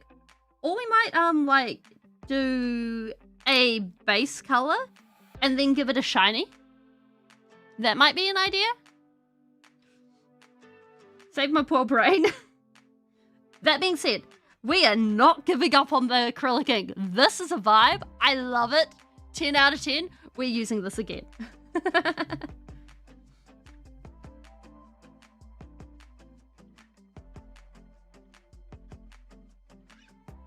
And I'm going to be so sad when I run out of that acrylic ink. I'm definitely going to have to find and see if that brand is still online. Still functioning. Because, sheesh, that is nice. It is glorious. It looks beautiful.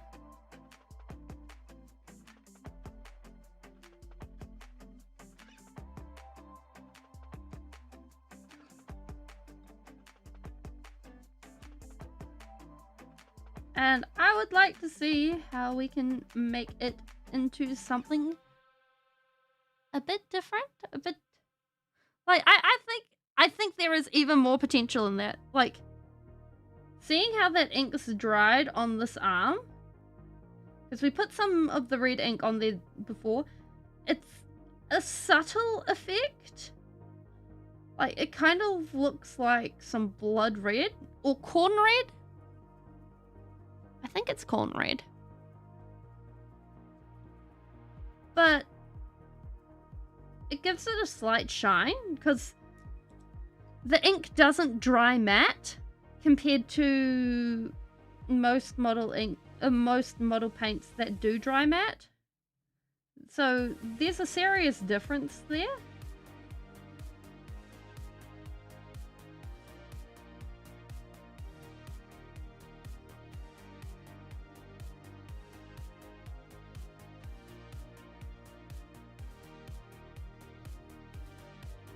I think we have finally hit the point of actually figuring out how much we need on the brush when to do these.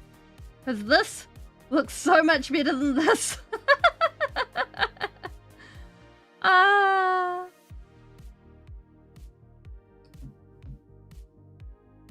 well. It's called Living and Learning.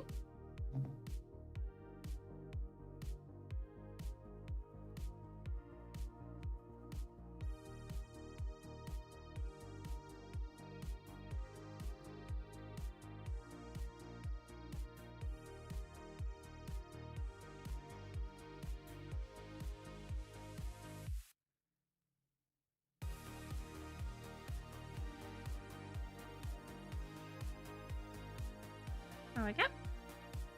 Bug! Perfect.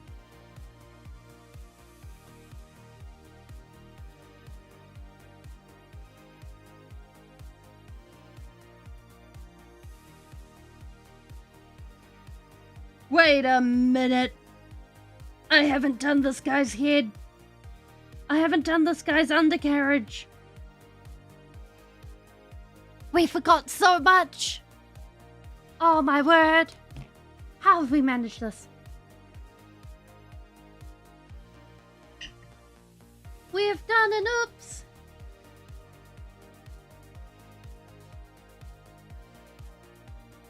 Oh well. It was sure to happen eventually.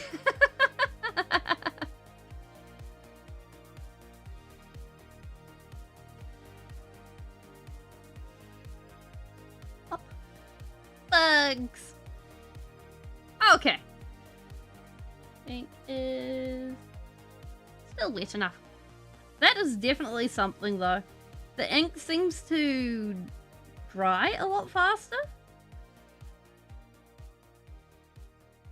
than contrast paint. But it's a little bit slower than paint on a normal palette. So it's like,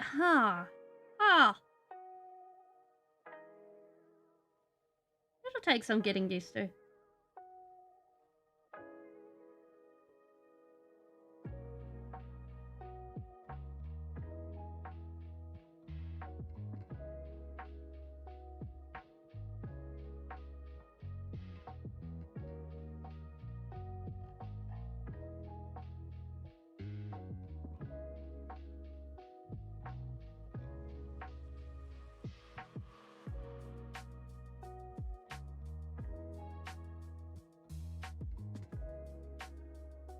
I'd love to dry brush some pink onto these guys just for some shadows and highlights.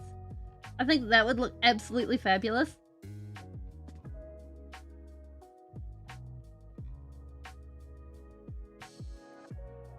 And I think it would work really well. And just be like, Blair! We be Tyranids! We We're here to come and munch your things. Do not mind us. We're just cute bugs from the planet Xylon.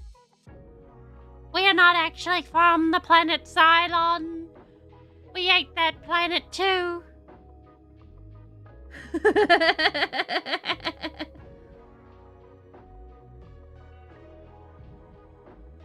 We promise we're friendly. We don't even generate taxes or ask you for taxes. See? That's the ultimate in friendliness.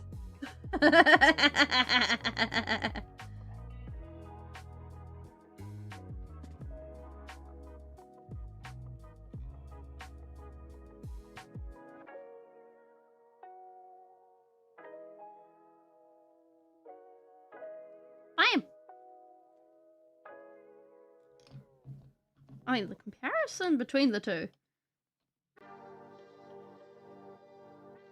I definitely like this better than that. Hey, Michael! How you going? We're painting bugs. We're painting space bugs. That's good to hear. It's a pretty good day over here. We got bugs looking fancy. Oh, actually, this needs to be like that. Oops, excuse me. I'm messing around with my camera. There we go. Boom.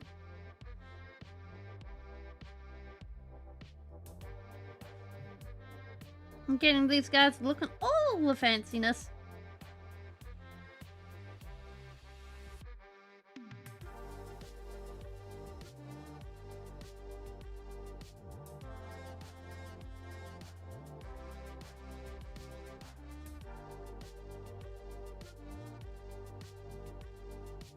I have a friend who's busy playing through Slay the Princess, and I've been looking at the drawings and I'm like, oh, we really should play this game soon. And I'm busy wondering whether I should wait till October or whether we should play it next week. And I'm just like, And I cannot decide for the life of me. So, we might end up playing it next week.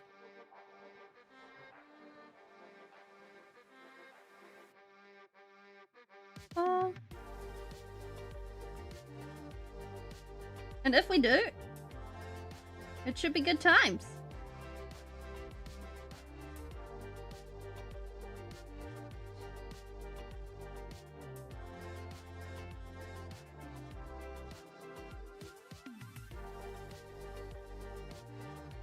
Come on.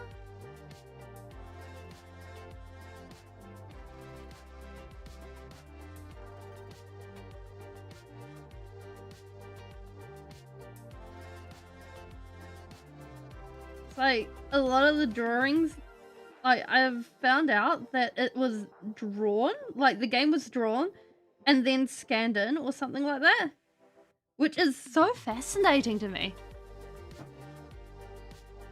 It's like, that is very non-traditional as far as things go. But then again, it's, from what I understand, it's a visual novel. Rather than, more specific stuff.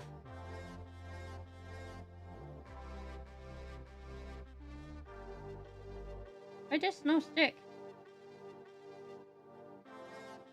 Apparently we have a leg where the paint don't stick.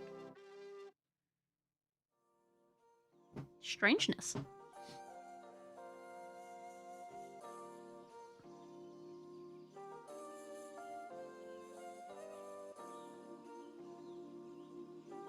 Loop.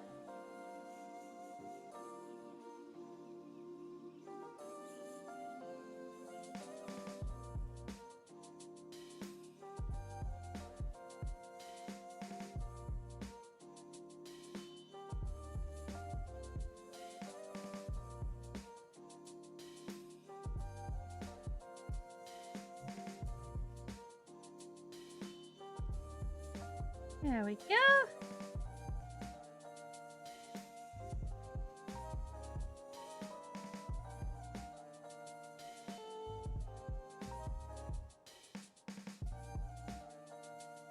Bam. I think we're getting the hang of these paints. This is glorious.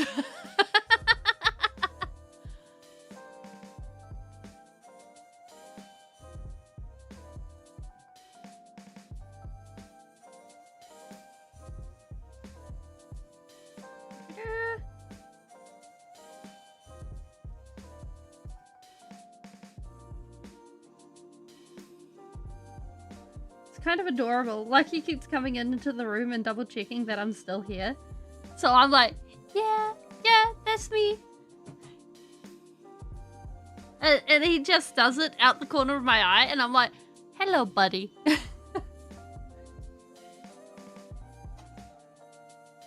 and then he'll just wander out and be like, yeah, it's 9 o'clock and all's well.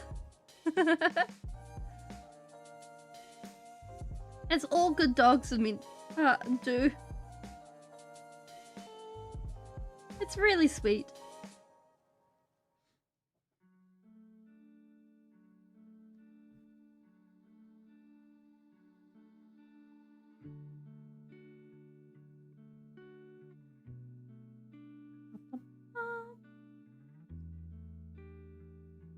Yeah, I think we've got this down pat now. Look at that.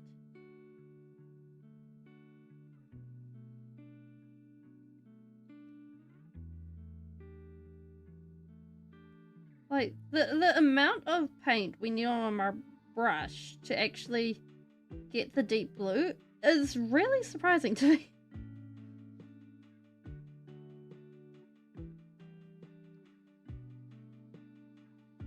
Oh well.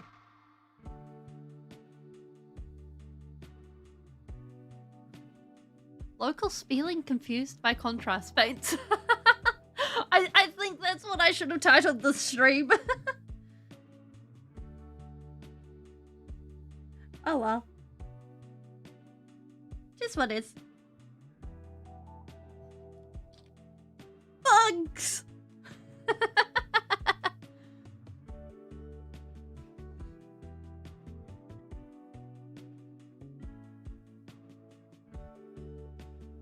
We appreciate them bugs.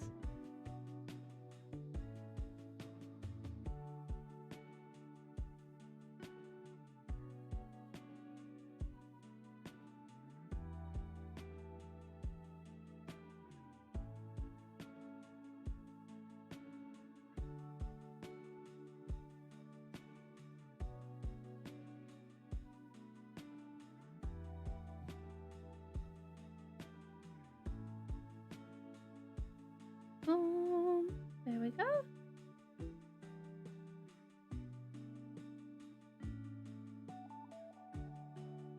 Okay.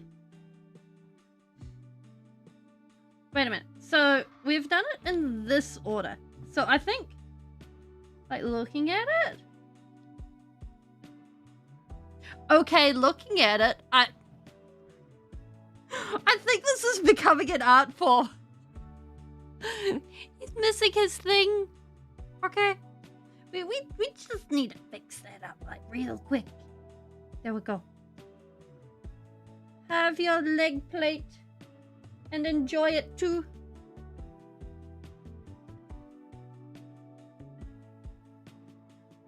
There we go.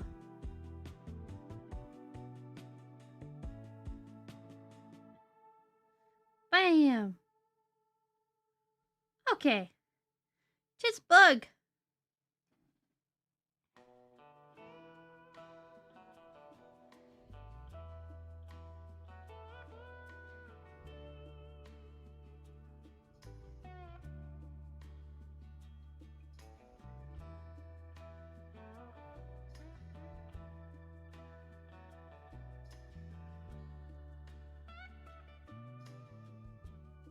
Like, basically, I'm thinking that we go ahead But yet these guys orgamatized. Wait a minute. These guys almost are orgamatized. Oh my. I don't know what we're gonna do then. We're way too orgamatized. Wait, shoot! Wait. We're not orgamatized. This fella doesn't have his tail. Ha! Take that, organization. You can't catch me. I'm way too unorganized to be ever organized. Ha! Like, I swear, every time I'm like, yeah, congratulations, I actually do get organized. Something like this comes around and it's like, yeah, you are doing it in batches, sure.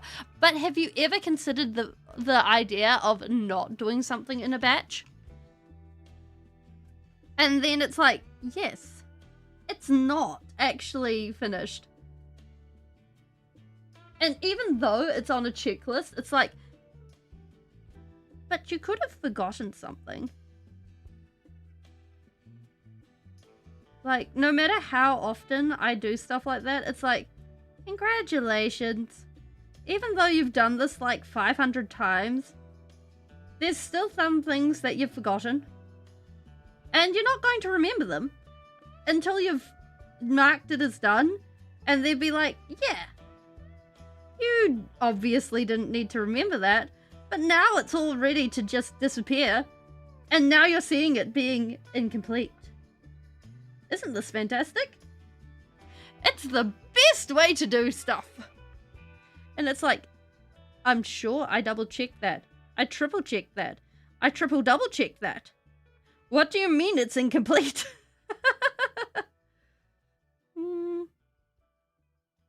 Is there anywhere else on this Tyranid that has white spots?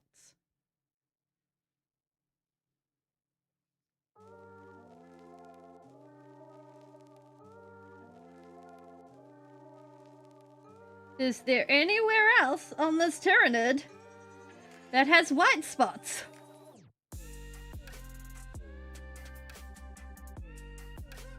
Okay.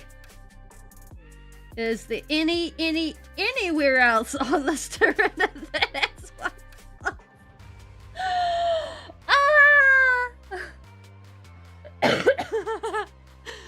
Yeah, I quadruple double checked this Tyranid. Is there any other one? But did I triple check it? You know what? Now we've had triple checking it, and now I've had quadruple double checking it. Wait, quadruple triple double checking. Exactly. This is where we're at with our Tyranids. Because we're, you know, this is the worst part. Because I look down, and what do I see? I see grey in between these two arms. So, with this paintbrush that I have just washed, we're going to put it right back into the red ink, and then go and fix this. Because apparently, we just like finding these things that need to be fixed. Is there anywhere else? Or am I just futilely searching for these things?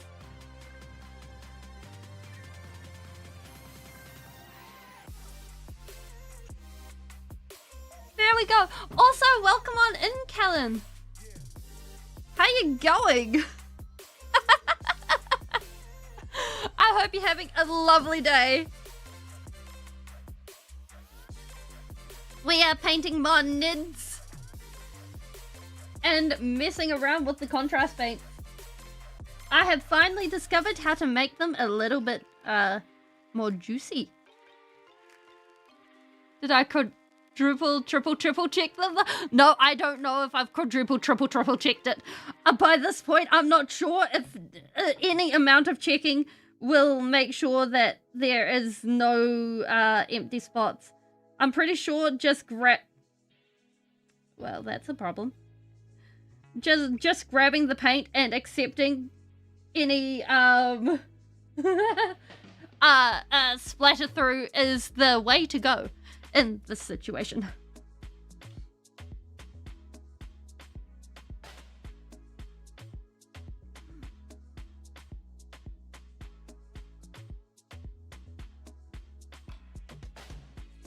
Because otherwise, I have no idea.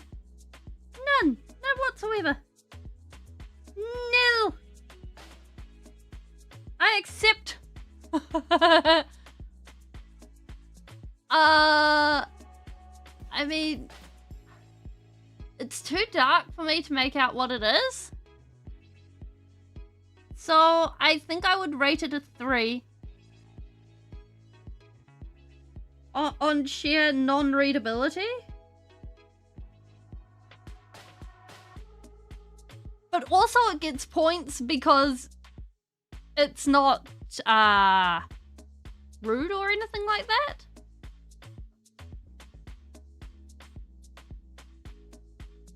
It loses points because I can't see what it is. But also it gains points because it's not objectionable in the fact that it's not rude.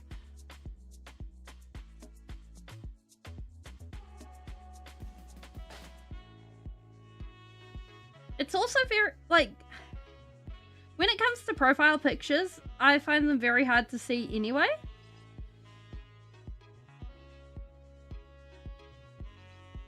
Because I need to wear eyeball enhancers.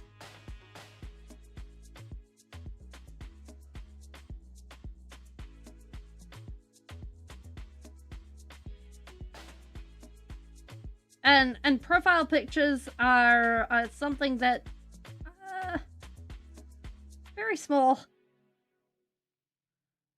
They are unkind on the eyeballs when it comes to eyeball enhancers. Oh my gosh. I have messed up something with my camera today. Everything does not seem... You know what, Tyranids? You're getting pushed this way. We're gonna just go like this. And they just do not seem to work well with my eyeball enhancers. Actually, I don't think I've ever called glasses eyeball enhancers before. I rather like that. Congratulations, they're eyeball enhancers now.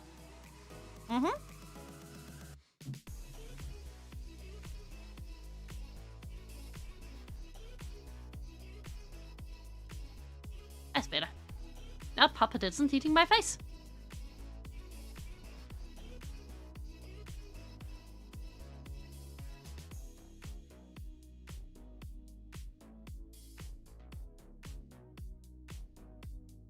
Papa.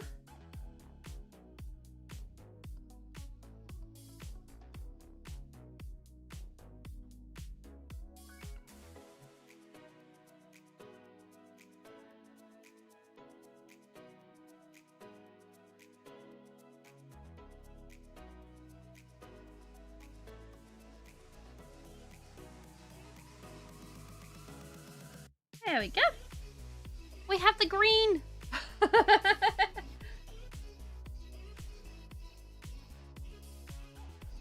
Wait. If glasses are eyeball enhancers,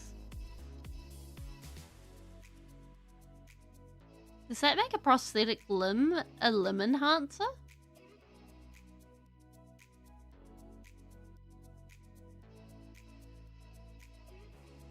Huh. That is probably one of the sillier ways I've considered referring to something. I need to find someone with a prosthetic leg and ask them. Or a prosthetic limb.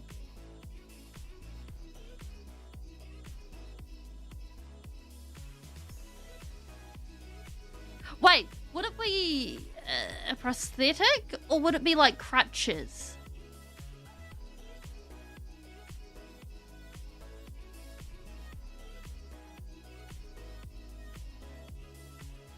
It's a person?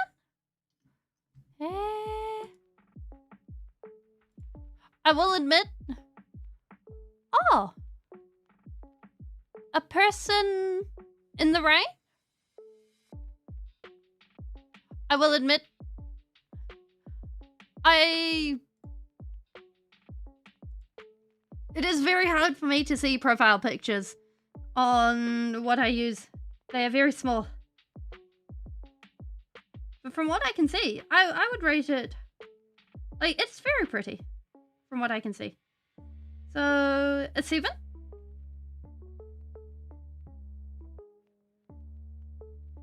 Oh.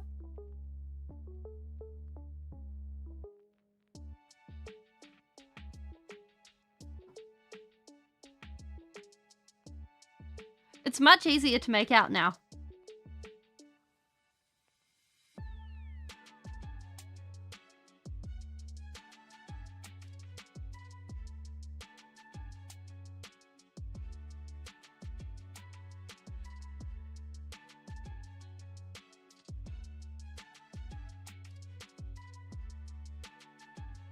There we go. We have bugs. Alright, bugs. You know what? This fella, he looks so desaturated compared to the rest. We have, like, actual blue, and then this guy run out of printer ink. He's just like, yeah, I have the illusion of blue. Yeah, when I go ahead and I look down at whatever I'm doing, basically, it can't track my eyeballs. So what happens is my eyeballs automatically shut because the computer's like, I see no eyeballs, therefore eyeballs close. Which is why we have Puppet.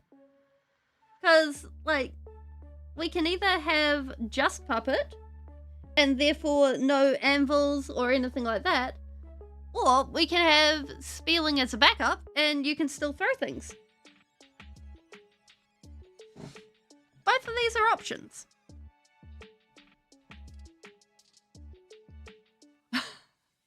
I cannot stop falling asleep.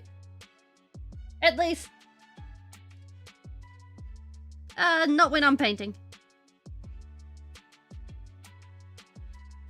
It is the slight issue of the fact that my head looks down. And I don't have a viable place to put my camera when I'm doing the paintings for that.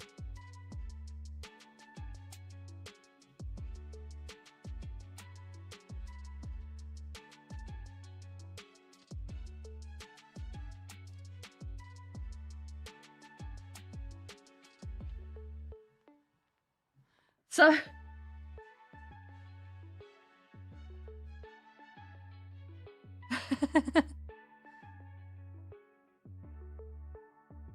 Level? What is level? I'm not familiar with level.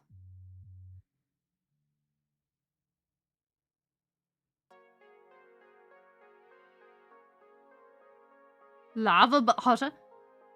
Oh! That is a toasty cat. All the best to your cat. Good luck. I feel sorry for anyone living within arm's distance of that cat. Or existence distance, because that is not a cat. That is a eldritch being looking like a cat, because, like, if you're going ahead and being able to eat lava or anything that is hotter than lava, that is not a cat at that point. That is something pretending to be a cat and enjoying life, the universe, and everything on the outside, and making sure that any mortal minions do not know that they are out.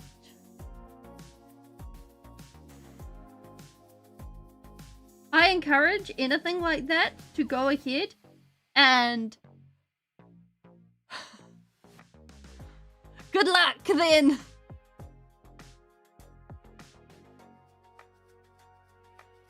I suggest for any mortal minions finding themselves within arm's reach of an eldritch being pretending to be a cat to give it the scritches of its preferred kind, whether it is belly rubs, head scritches, or long, firm pats. All of these are preferable for different types of cat, or eldritch beings pretending to be cats. And going ahead and accepting the being in your life.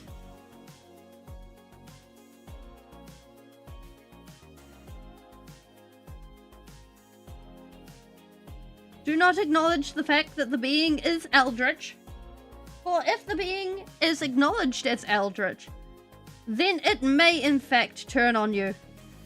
And this is not something that anybody wants at any point. For when an eldritch being is acknowledged as eldritch, what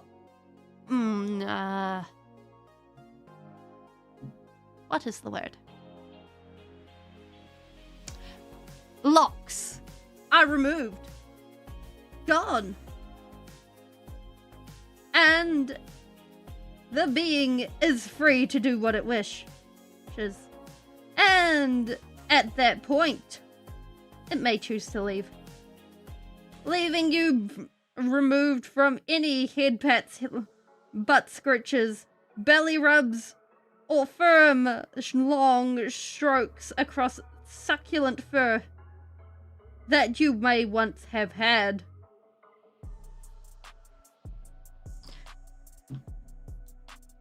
It may also try to eat you.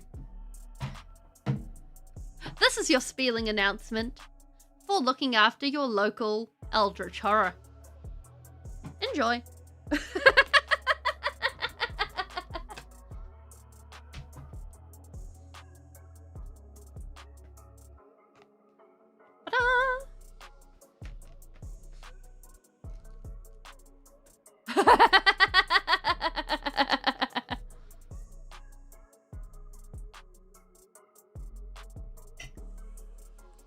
Cries for help against eldritch horrors are not being accepted at this time.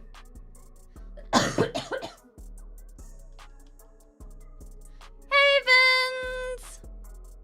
How you going? We are busy painting some space bugs today.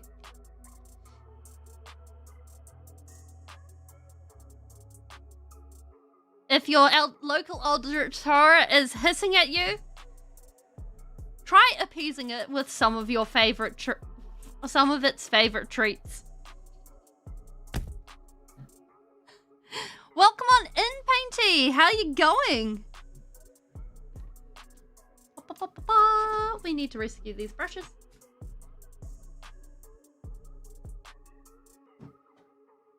Oh no. We do have bugs. We got 4 new bugs to join. Fair enough. Well then, enjoy coming in. We are doing painting. These are Warhammer figurines of a type called Tyranids. And basically, oh, one moment, there are ads. And I will wait these out. Gives me a chance to eat and drink. Well, if it only eats lava, then you have a problem. I cannot help there. Good luck. Oh.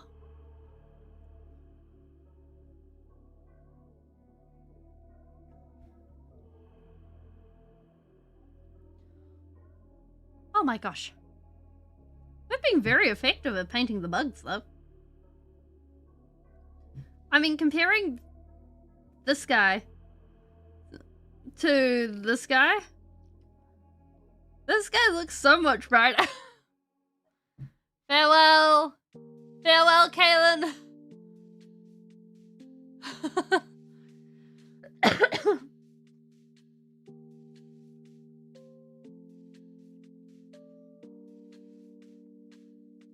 There is not much to be done there.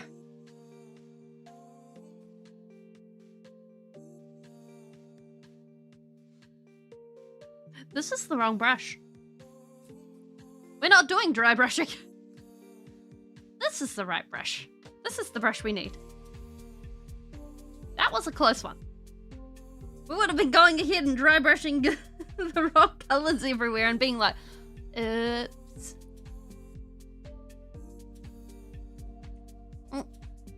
No. No pets. I do not pets the cat. I only pets the Jones. Or the Lucky. Neither of which are you.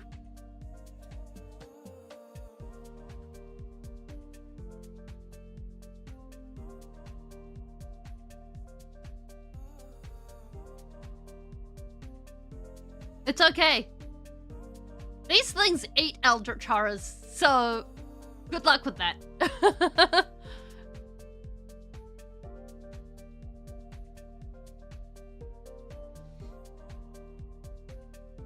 These are probably the worst thing to eat. These give you... These sit in your gut and make for a bad time. 10 out of 10. Do not recommend eating. They're made of polystyrene.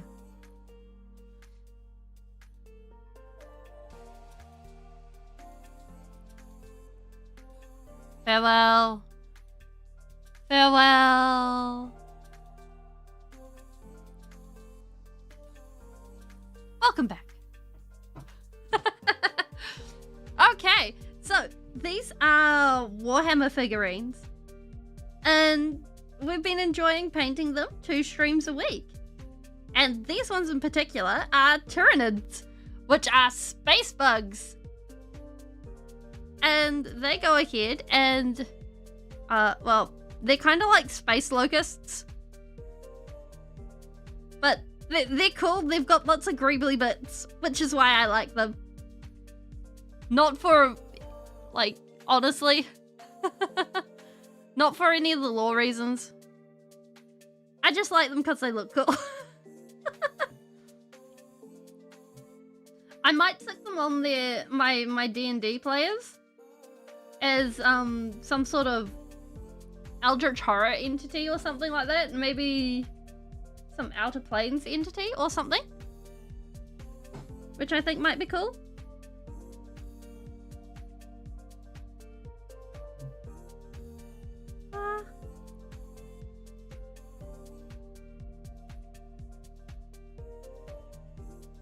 But I like my bugs. They're fun to paint.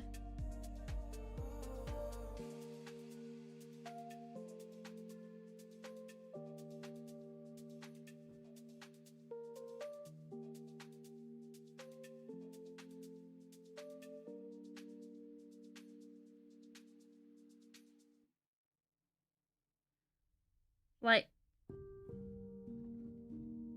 I'd like to get into a actual D&D game where I get to use these models as tabletop figurines.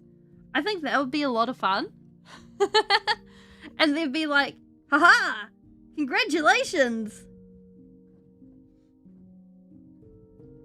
You get to actually see the process, or not the process.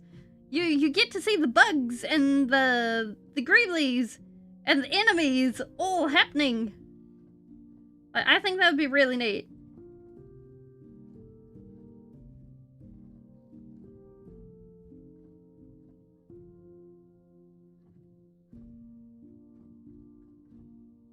It's like,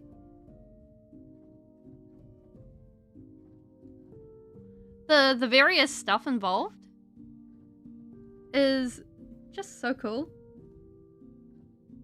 And the look of them,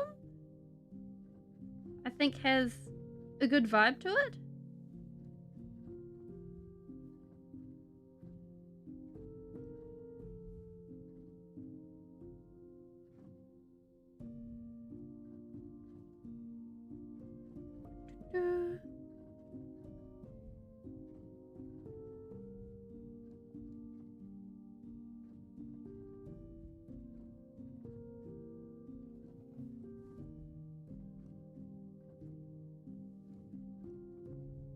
Plus, I mean, who does not want a bug showing up being like, blah!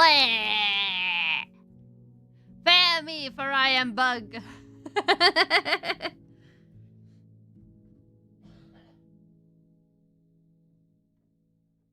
Like, I think that'll be really cool.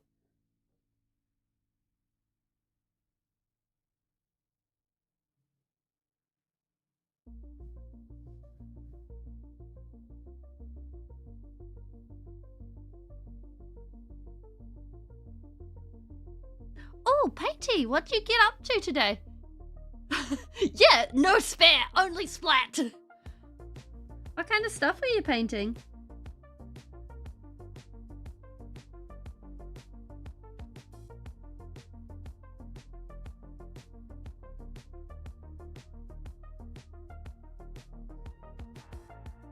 I've been messing around with contrast paints and they have confused me so much.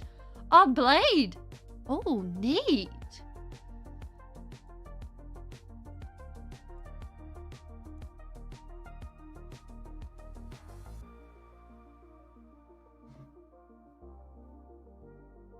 I think I saw the sculpt for him last time I was in your stream. It looked really cool. Oh, awesome. I can't wait to show them off.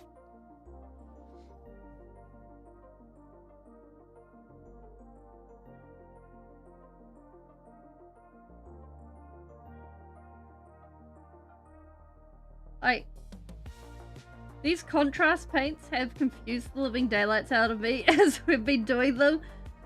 Like, I think I've finally gotten the hang of actually getting them to pull where I want. But the look... Yeah, contrast is fun, but I am unsure if I have got it down. Like, I don't think I'll use them on a regular basis. As a liner. Oh yeah. Like, I've previously used them as a glaze. And I think I'll probably keep using them as a glaze. Like, a thin coat of them, and then hit everything else. But using them as the main color base, I'm like, I'm not sure if this is faster. That being said, I think the major takeaway I have from doing these guys is I love using my acrylic ink for this. Like, this is the red that I've used for these guys. It got watered down by half. Welcome back. And it is so vibrant. Like, you could probably use it as a contrast. But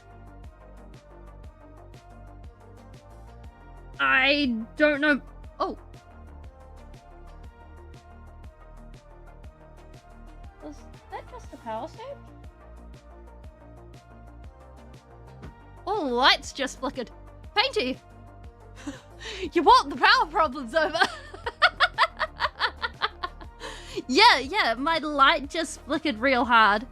The good thing is I have I have a power bank connected to my computer to protect against that.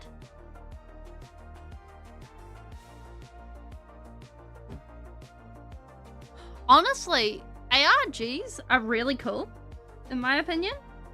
Like the Minecraft ones. Because the sheer amount of creativity that goes into making them.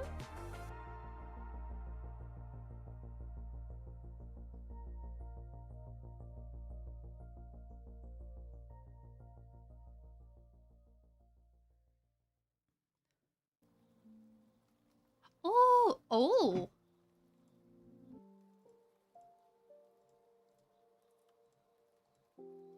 Yoink.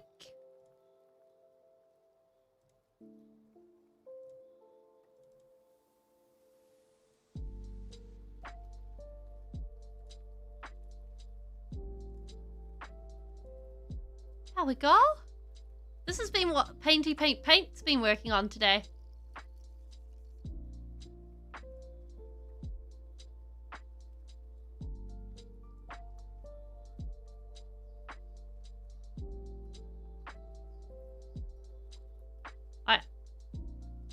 Like, just even dry brushing him to get the colors,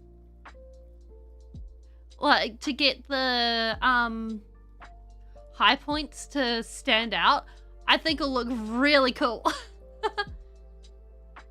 So you did white and black. Yeah, fair. Actually, building him up from a really dark red base, like, it would effectively look the same. Like, still go from dark red into greys, then whites. It would still effectively look the same, but it would give this a different sense.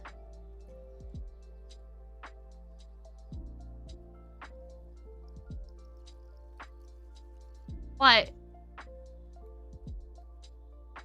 that looks cool. I can't wait to see how it gets finished. I think that's probably my favorite part about like these streams. Seeing what everyone else creates and then being like, ooh, what are you doing?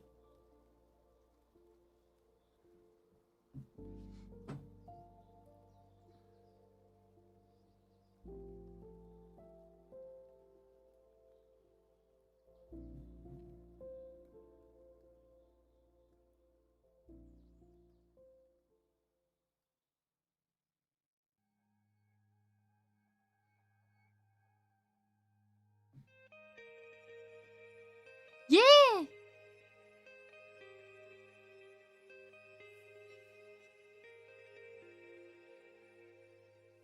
Yeah, it is so much fun.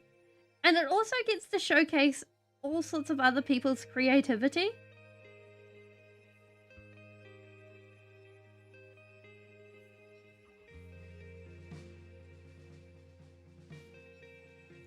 Kalinsky, I'm not going to talk about that ARG. Because that can be a really heavy topic for a lot of people.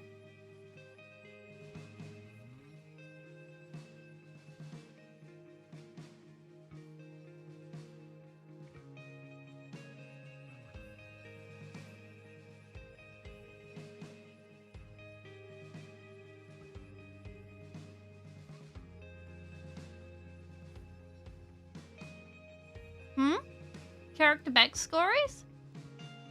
Oh, no, it's other stuff.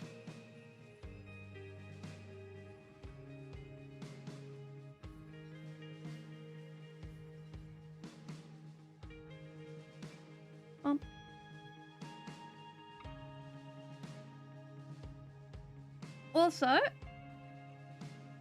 I've figured out that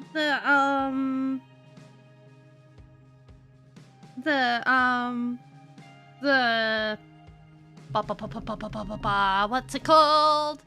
It's called something.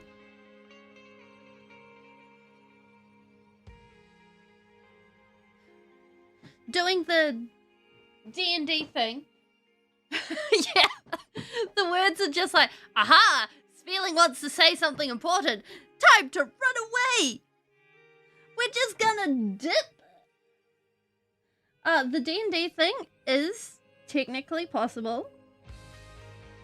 I just need to figure out how to do it so that it's able to happen on both YouTube and Twitch. So, it may take a while. It's just a question of probably. Yeah, confetti is disabled for now over on Twitch.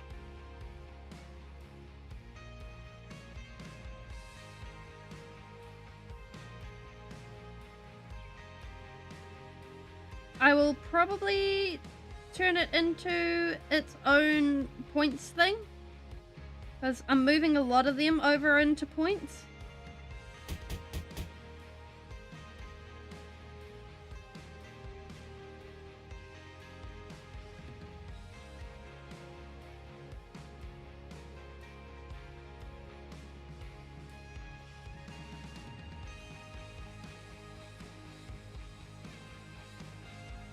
Yeah.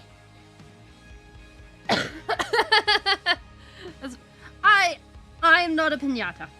No. No. No spilling piñata. Actually, how would we manage to make a pinata game? I think we could make a maybe. Because I've figured out the steps I need to make. I need to make a dice roller. And then I need to have... I need to pull out a... from the dice roller, I need to display the number that has the output. You thought about it when you saw the bonk? Like, honestly? The anvils are my favorite. 10 out of 10, the anvils are my favorite. Like, my absolute favorite is... Where is it? Where is it? Haha! Yep. Yep.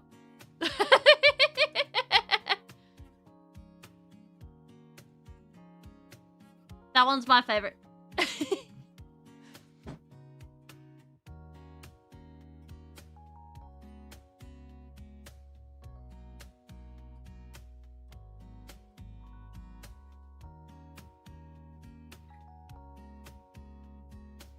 Because it's just silly. But to display the number on the screen after it's been rolled, and whether that's an image of a dice or what?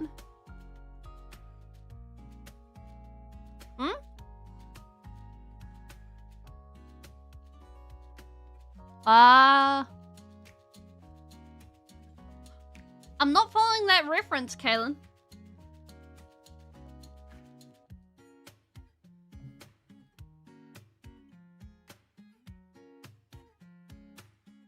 Wait a frickin'.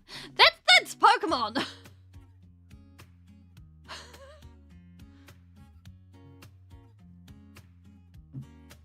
Speeling pulls out Cthulhu.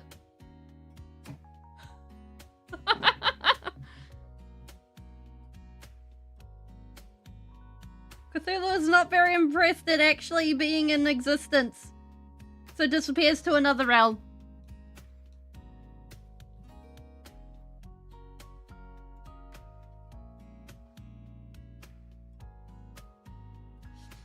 So, so there's going to be a lot of steps required to make it happen. But I think it should be possible.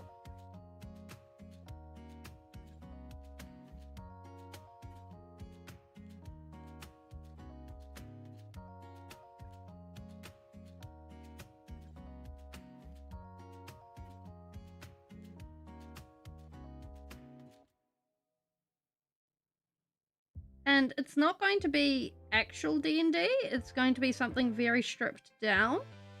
But I think it should be good.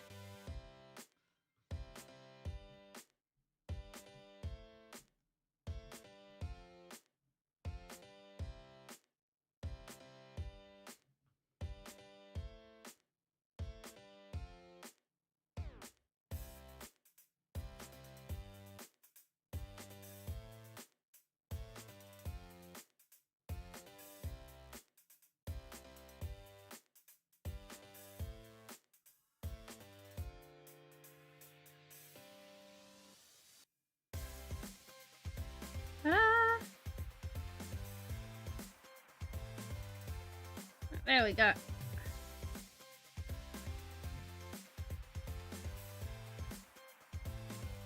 Like, can we just, for a moment, appreciate the color difference between these guys?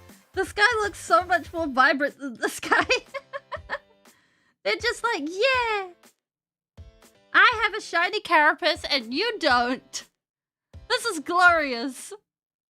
I love it.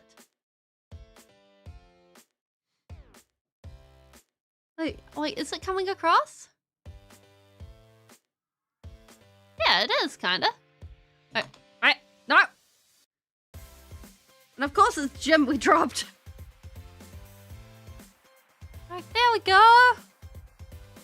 Look at him!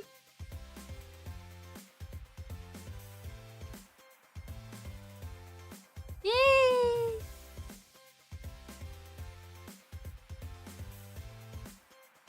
That's gorgeous. Huzzah! I think we can officially call this a success.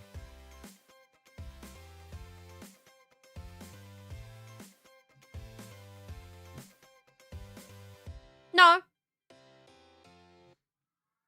Speeling is not participating in a fight.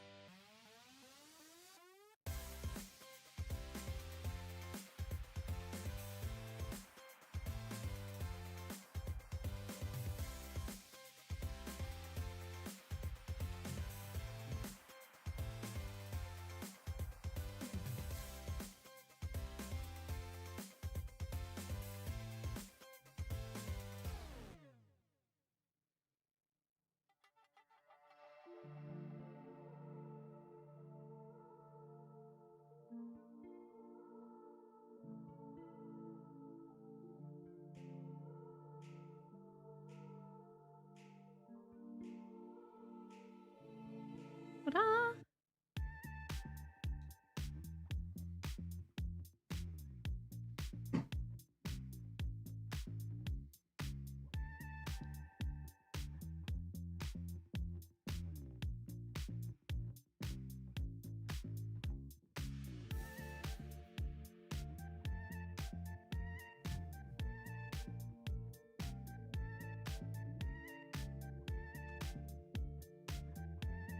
Like, I think,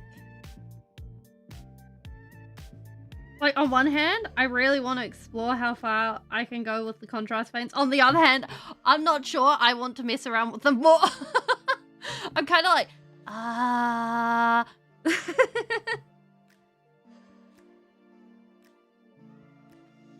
like, it kind of feels like learning a foreign language.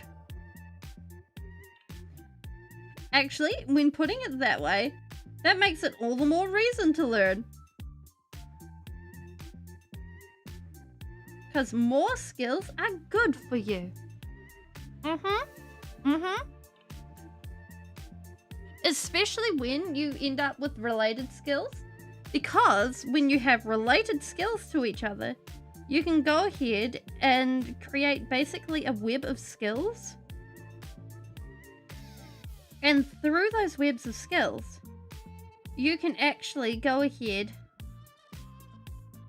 and create new skills by basically skill transmogrifying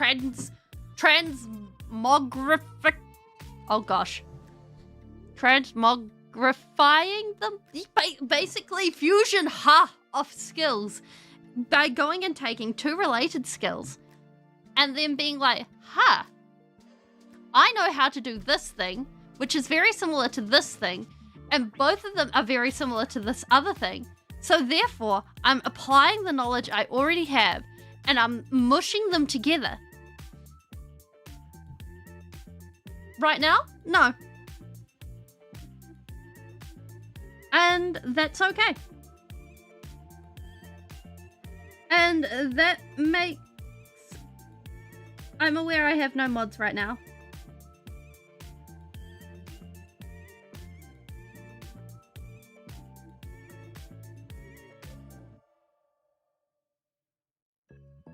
It does not give anyone permission to do silly things.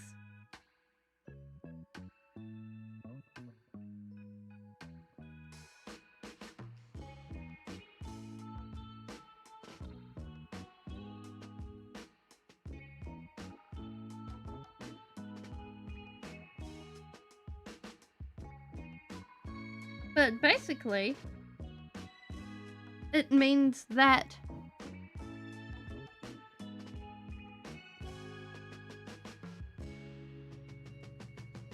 you go ahead and you can pick up a new related skill much easier and expand your sphere of knowledge.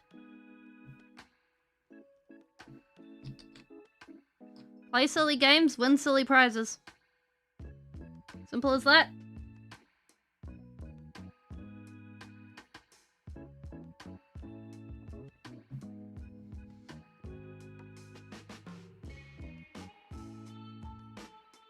My mods are a whole lot nicer than me when it comes to people doing silly things.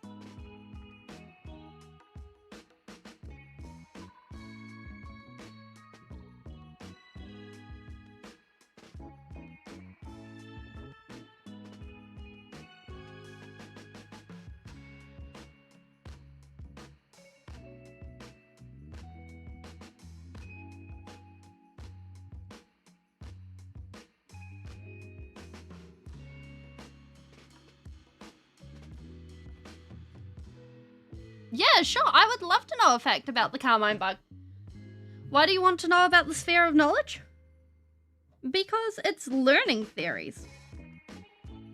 And also, over here, we talk about all sorts of random stuff. Whether it's Minecraft stuff, movies stuff, life, the universe, and everything stuff. So, expanding your sphere of knowledge, otherwise known as the random stuff that you know.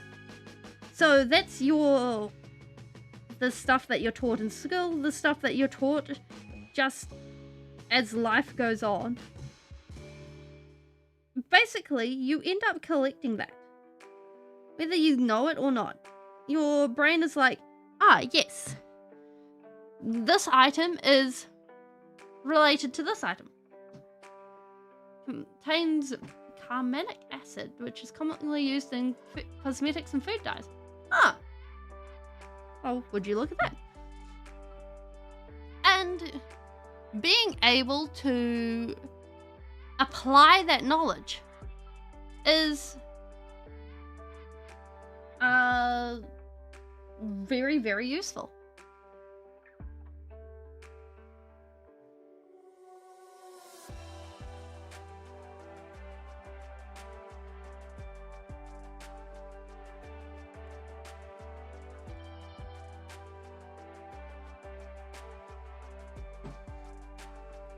And when you're actually able to apply the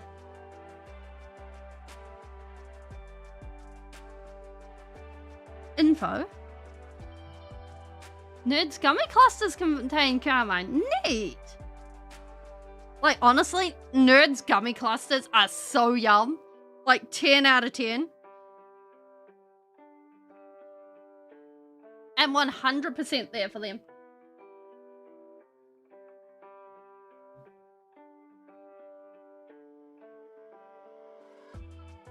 That being said, I can barely ever find them. Like, finding traditional nerds? Yes!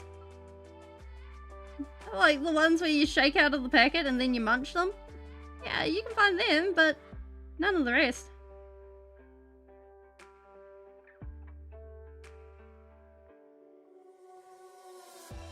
But going ahead and being able to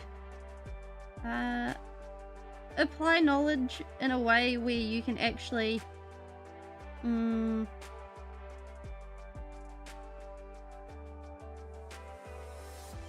pick it up and then apply it to other points is super useful, and it's a process that continues throughout your life.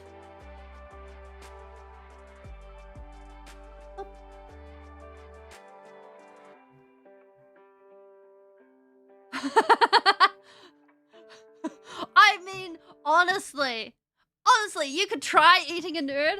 However, I'm pretty sure a nerd would go ahead and fight back. Especially if you took on their nerd hobby to begin with. Like, if you show up and you're like, yo, nerd, I'm gonna eat ya. I'm pretty sure the nerd would be like,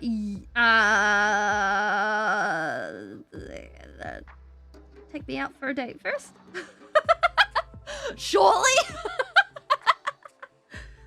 Like, I'm pretty sure the nerd would have an issue with this.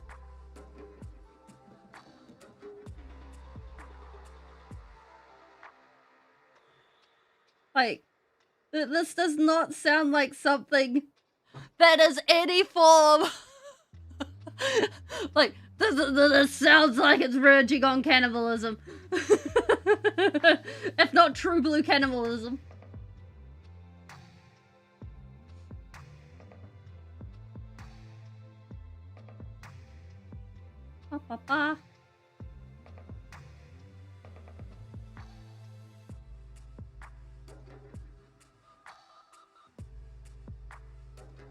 the gummy bears. No, eating nerds the candy. That's a whole nother story. You would not need to worry about that. It's like, they're just out here doing their thing. It's fine. Right?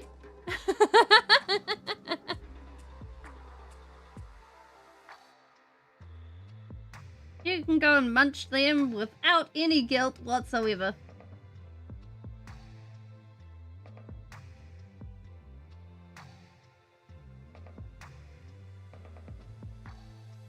Heck, I'm pretty sure no one would even notice you eating nerds.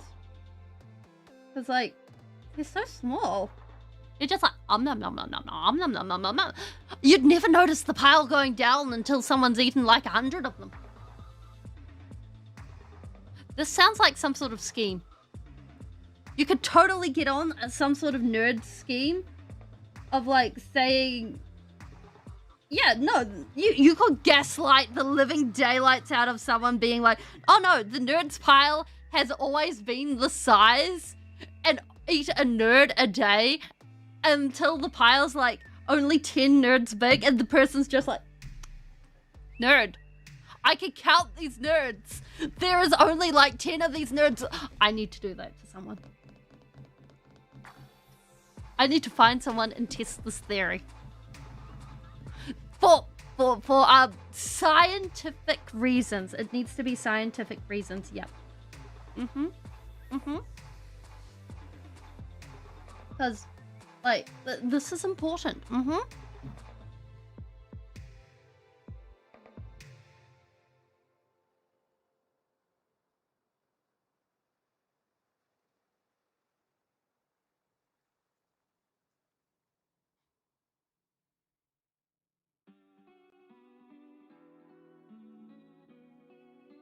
The only question is what we would actually be adding?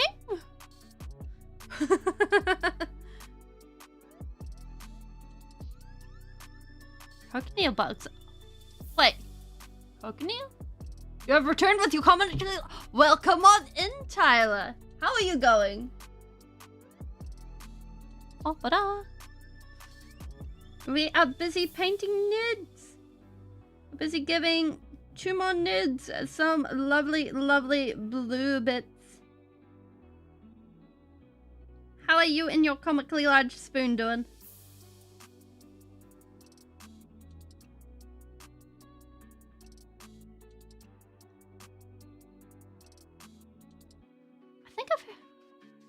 The female bugs are usually used in harvesting. Ah, okay. And those are the ones that are used for the acid. Correct?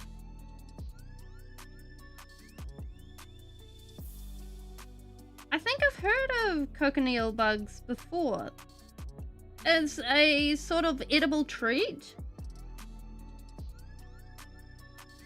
Oh no, wait, they're composter type bugs, correct? Yeah, this is sounding more correct. Oh my gosh, I'm gonna have to look this up. I think I'm getting them mixed up with cockroaches. Oh my gosh, I hope I'm not. Oh well. But we have a grand total of 1, 2, 3, 4, 5 Tyranids with their fleshy bits and their carapaces all organized. Oh, I hope you can wiggle out from under that comically large briefcase.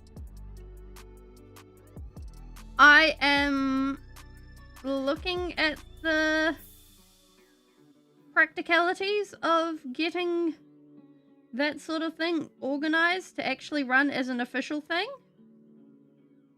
And it's looking possible. No timeline.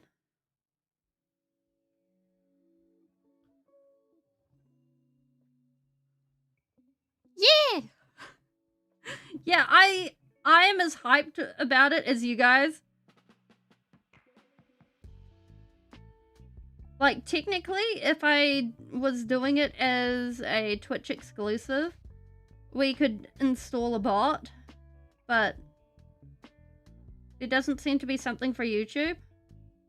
So I want to have it as a both Twitch and YouTube thing.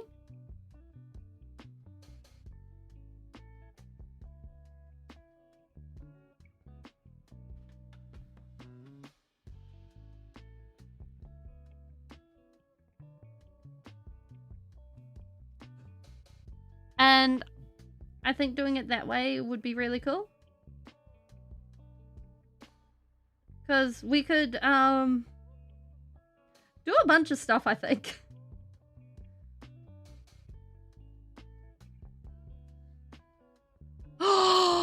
I could make a dungeon master. No, wait, a game master outfit. I need to. Like, that's the thing. I know for, like, people who are into Dungeons and Dragons, they hear D&D, they hear Dungeon Master, and they're like, aha! However, for those of people who are not familiar with D&D, and they hear Dungeon Master, it has not the right context.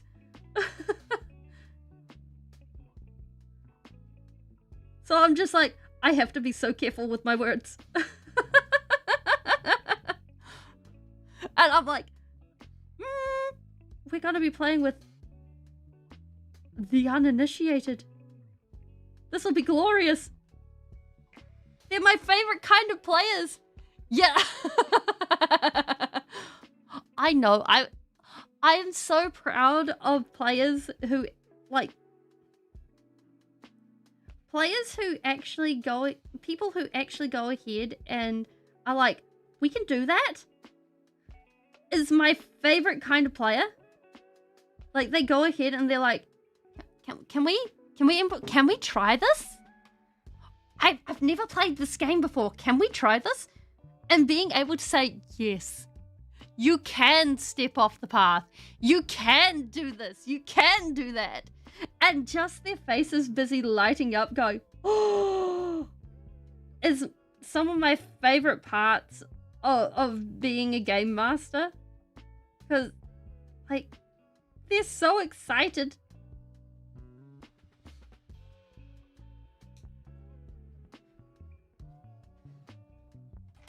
Oh, Tyler, my brain seems to make a special place in it just for D&D. Or, well, TTRPGs in general. So, me personally, I'm terrible at making notes. Like, I have, for my 3-year-old campaign, no, wait, 4-year-old campaign, I have less than 5 pages of notes. I'm the dungeon master. So, that's how bad my note-taking is. However, I am extraordinarily lucky that somehow my brain has decided that this is vitally important to remember. And I can go ahead and be like, right. The second game of them was when they walked into the cathedral and discovered the fact that the priests of Demeter were actually cannibals. And that's basically what things are like for them. Or for me.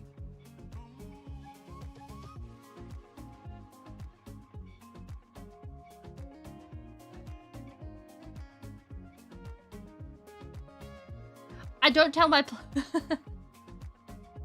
no problem. Look after yourself.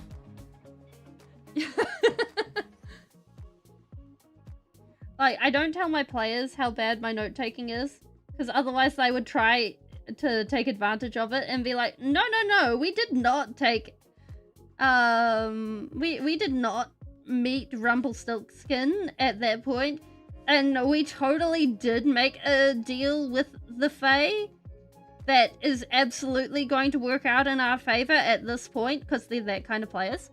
And I do not think... Oh, thank you, Jasper! Yeah, they've got a little bit of a sparkle this week. And I change my nails every week. Because, like, it helps with telling what side's what when my camera refuses to focus. Like, having a little bit of color, it helps out. So I just make sure that we've got some paint on them, and therefore it vibes. Like, personally, my favorite color so far has been black.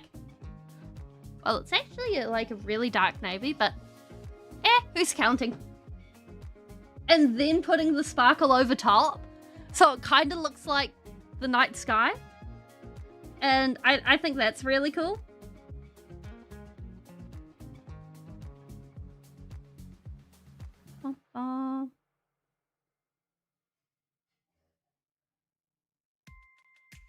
And, like, I'm saving up for a gold, which is, like, super metallic. But it's probably going to have to wait a few weeks because I have to fix my computer, so that comes first. Responsible things first. Then nails.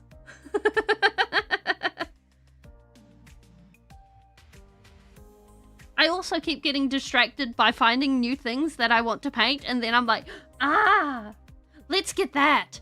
Like, I saw this fella at my local shop.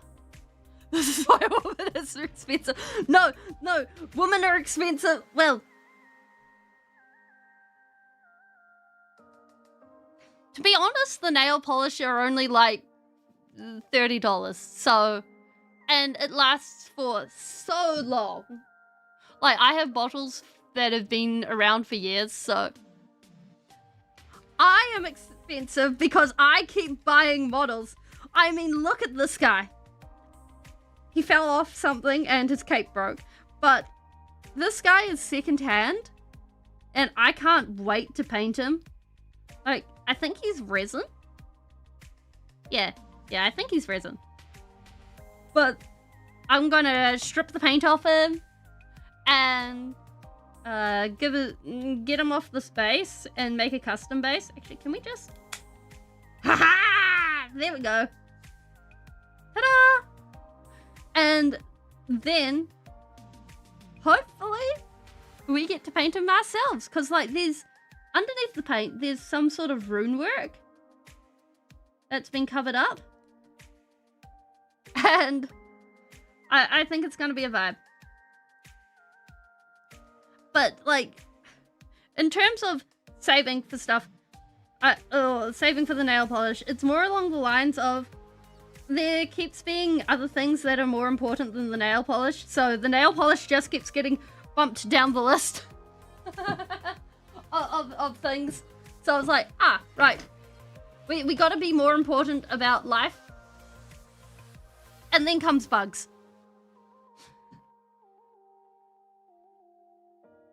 It's like, you got to pay for gas.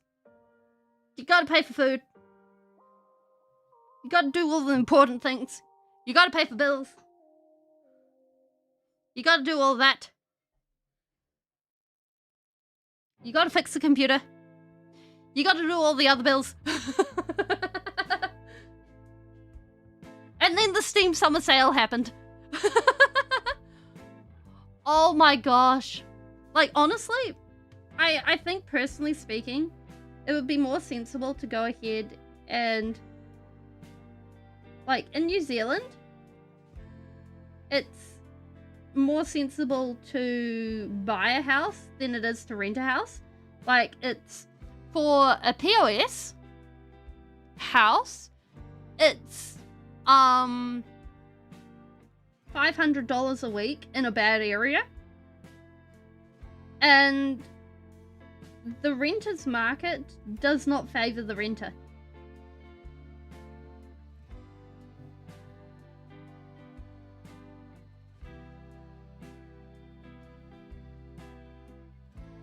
And $500 is on the cheap end. But for the same quality house in the same area, you're paying back a mortgage of $100, $200 a week.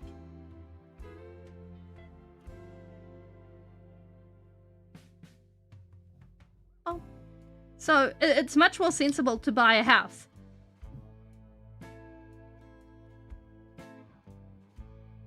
That being said, it still comes with rates and everything else. Ah, we have bug! I think we can do their hooves. Black. That's blue. Black. Black! So, like,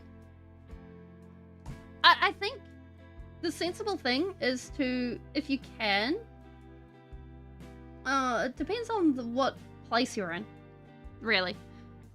But, like, if you can save money, live off the interest, and then work from there,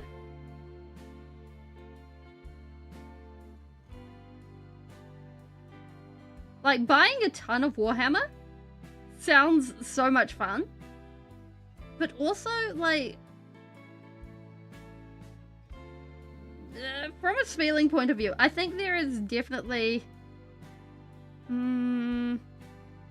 a point where you get so much of one thing where something can be boring. So, like, personally speaking,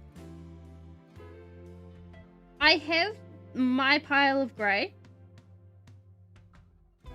but I don't want to add to my pile of grey until I've finished painting what I have. Because of the fact that I know for me, if I don't finish painting what I've got, I'll go a little bit crazy and I'll never finish it all.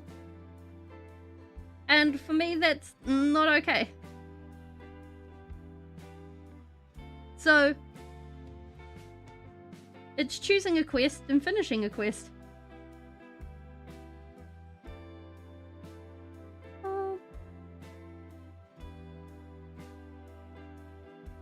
There we go.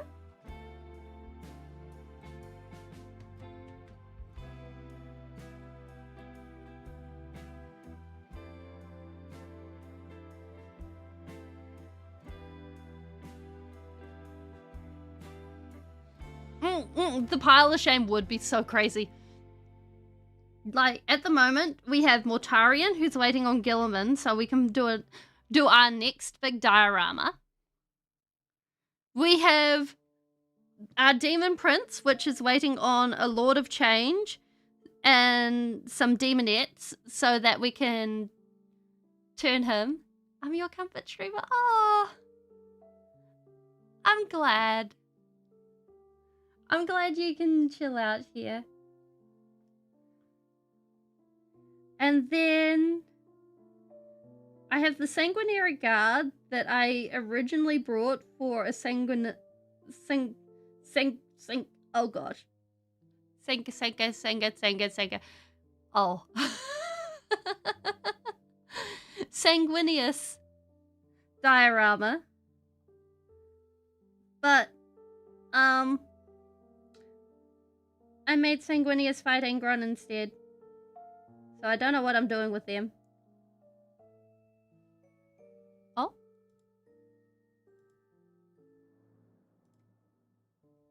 Oh, okay. I mean, I haven't played a single game of 40k either. Like, I have half a kill team finished. I have, well, I have half of my kill team finished. I have finished, where are they? There we go. I have finished this Death Guard kill team. And they're all greebly and ready to go to their forever home. Oh, actually, I've just noticed I haven't finished this guy, so it's a good thing I haven't I haven't finished them. Okay, maybe they're not complete yet. Oh my gosh. Why is it always like that? Oh my gosh. This is my part of my kill team. We got this guy. We got this guy. We got this guy. And they're just sitting there being like, oh yeah, we're fine. And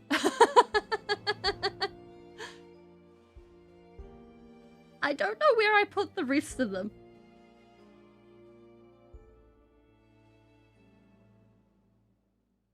Yeah. They kind of wandered off. But that's okay. We'll work it out.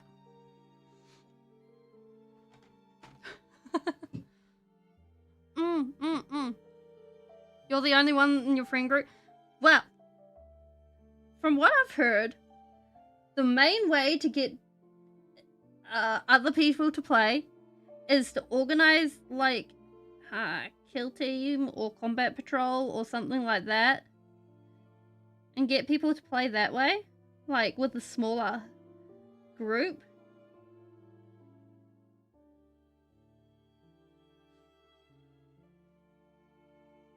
Of course, I am only speaking in theory.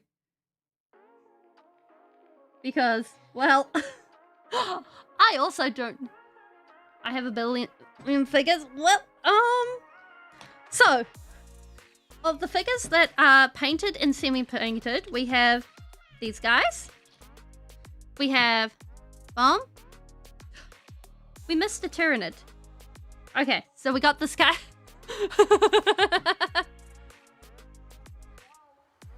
Well, I think what you do is you start with a little overview. Now we have these guys. We're gonna have to clear the area. We got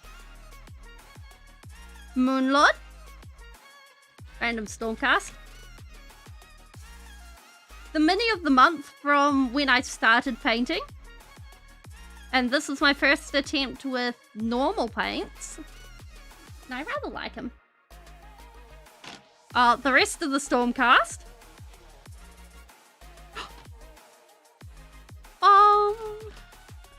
My kill team fellows. I'm running out of room. Scragrot. This guy's my favorite mini. This guy's a test figurine and gets all the paint put on him, including Posca markers. Which, honestly, this is metallic purple right here. It's so shiny and so smooth. This guy isn't painted, so therefore he doesn't count. Oh, hey! We found an extra!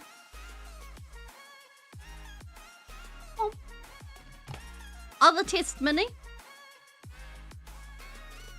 And then we have this guy. And come out. Oh my gosh, the squigs are running away. Squigs! Look at... Oh my gosh. Like, honestly, I think when it comes to asking peeps what 40k is, just introducing them to the idea slowly is the good way to go. And tailoring the introduction to each person. Like, Mumbling asked me. And so I was like, yeah, 40k. It's this thing where everything is bad. And you have people fighting valiantly and losing very slowly.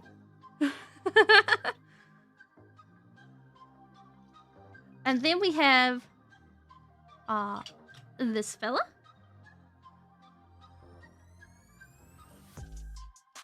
And then we have Cherry. Cherry is the second figure I ever painted. This is the first. I'm very proud of them. And then this is a bluette. They explode out of the ground. We don't like these. Now, the only other figure I have, I need to go grab.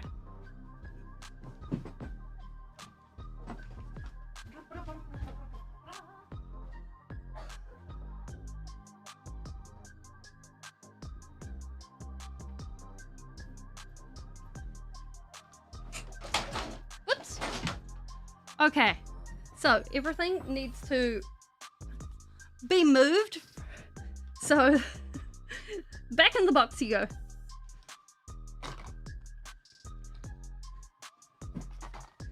Because this is not going to fit otherwise. Oh, actually, there is one more before I show you guys this. We can't put the Tyranids in the box.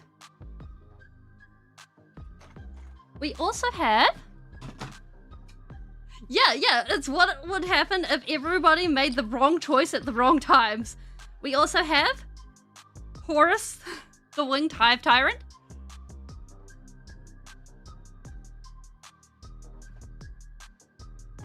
And then my last thing is and this one I'm going to find a picture of because it's really hard to show off with this camera. Ta-da-ta-da.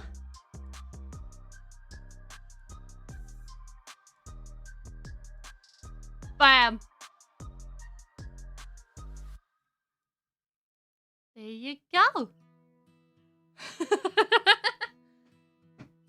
That is my collection of painted and semi-painted minis that I own. I've got a... And the Death Guard kill team is... Thank you. This we painted on stream over 3 months? Yeah, about 3 months. Yeah. Angron is custom posed for his wings and his arms. Sanguinius, we cut off his base. The base that they're both standing on is made out of polystyrene and then is covered in a mixture of molding paste and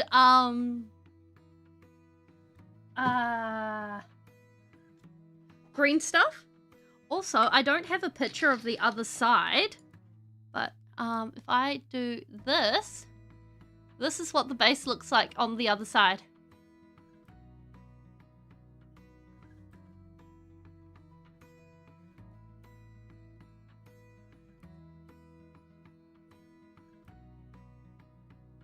And like I learned so much doing this. There is like half a sheet of skulls on here too. Like we started with Angron and then moved on to Sanguinius and then the base. And doing it, like it was my first big model. And I can't wait to do more because that was so much fun to do. And, oh, nope, that cannot stay there. That will get in trouble. There we go. And there was just so much to learn doing it. Now, you got your claws painted. No, you, not all of them. And I'm just so proud of it. Like there's definitely stuff that if I was to redo it, I'd go back and fix it up. But I think now I'm quite happy to leave it. Like maybe in a few years I might strip it and redo it. But I'm quite happy.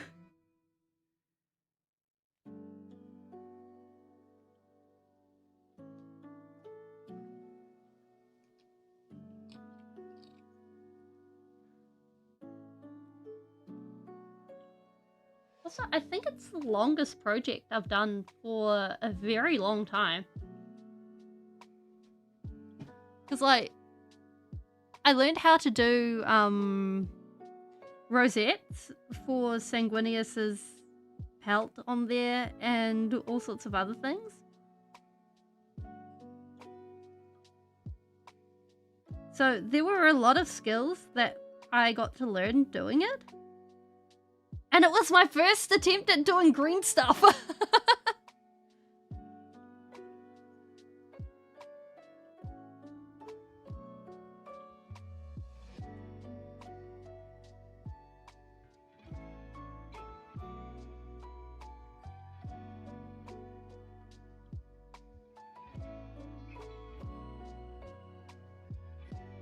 Although the one thing that made me actually not afraid to do it was the fact that both models are counterfeit. So both models are proxies. There we go. Both models are proxies. So therefore it didn't hurt nearly as much.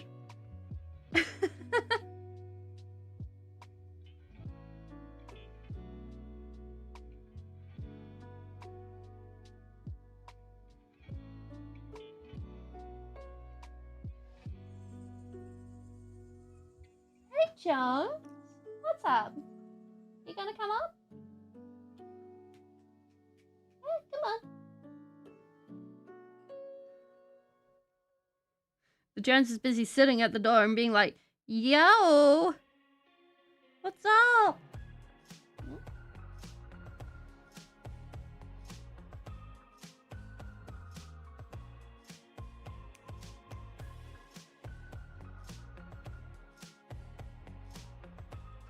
That being said, I think I've learnt my lesson with these guys. The only problem is, I've learnt my lesson, and I've now actually put together most, if not all, of my termagants. And of course, I did the smart thing and I glued my temperature together. It's been 3 to 5 degrees. Thank you! Thank you, Tyler. Good night.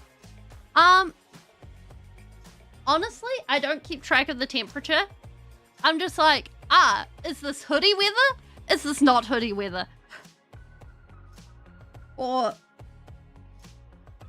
is it hailing? Is it snowing? Is it, what is the shape of the water coming out of the sky? If no, if yes.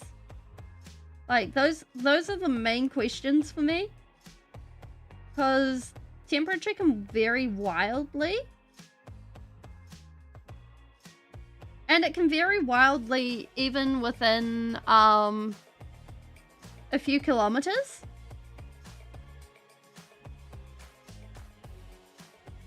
And so it's like,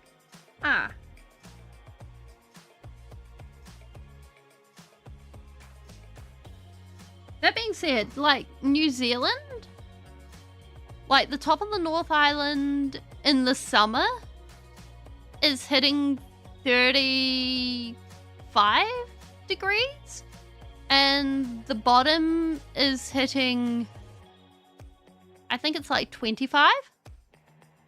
And then in the winter, the bottom of the South Island is lucky if they hit 5 degrees. And the top is,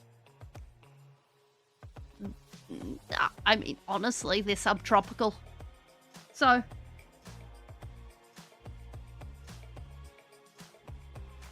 they're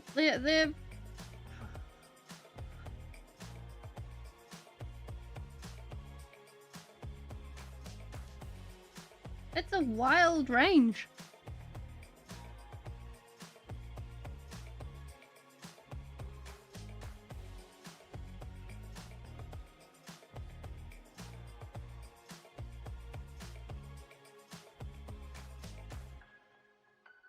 I also honestly can't remember the last time I looked at a thermometer. Or the weather. Like, could not handle those temperatures. I mean, that is very fair. Like, for me, I am much more of a summer person. Like, when winter rolls around, I'm like, oh, I'm not gonna be able to feel my toes for the rest of the time being. I guess this is just how it is.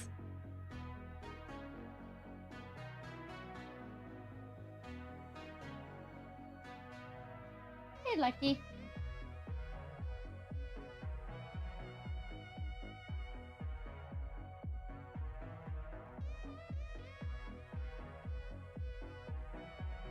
And that's not due to, like...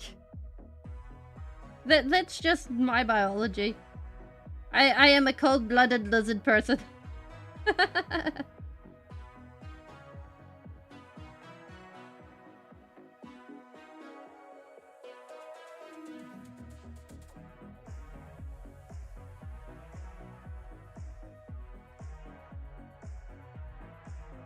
Average temperature... Wait, -20. Is that Fahrenheit or Celsius? Because, like, one of those is a lot more extreme than the other.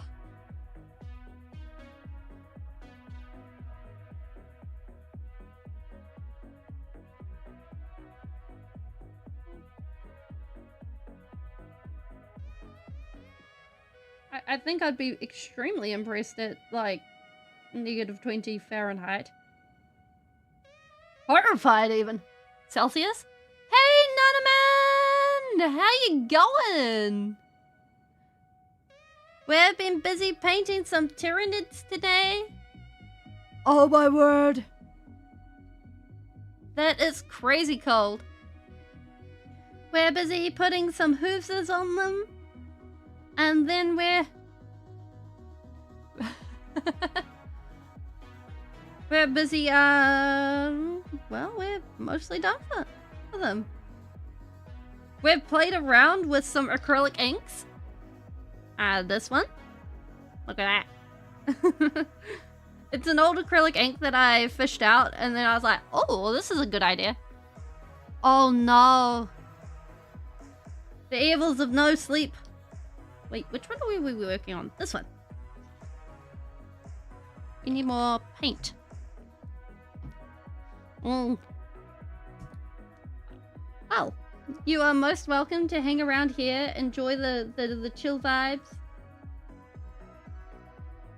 and relax out. Hopefully. Oh no.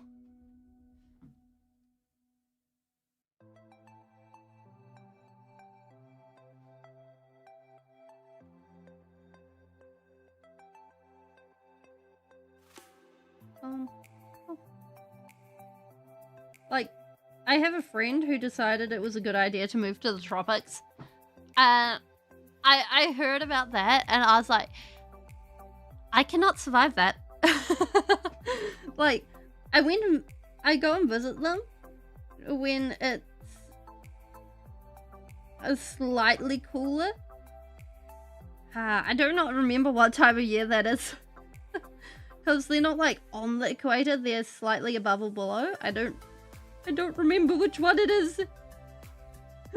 But it's like... It's enough to get some semblance of winter. And I'm just like... This is still warmer than being over here.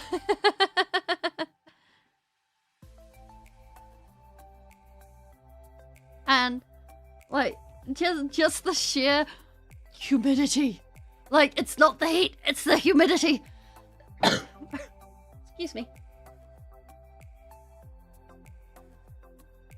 That goes ahead and it's like, oh. But then again, I suppose for people that exist in a place for a long time, they get very used to the feeling.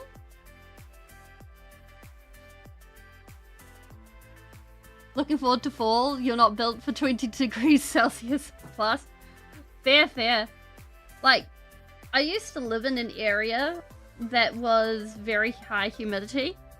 And whenever it would get above 20 degrees, like, everyone was just going, I'm not I am keeling over. I do not know what this is. This is terrible. I am finished. And what was even worse was like the temperature went up to like 30 degrees sometimes. And you'd like walk into a building and you'd just have groups of people huddled around the AC. give you a 10 to 15 and rain and wind.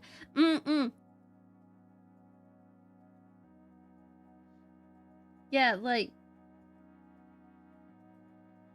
personally, I don't mind the heat as long as it's dry heat. But once you hit muggy, I'm just like, no.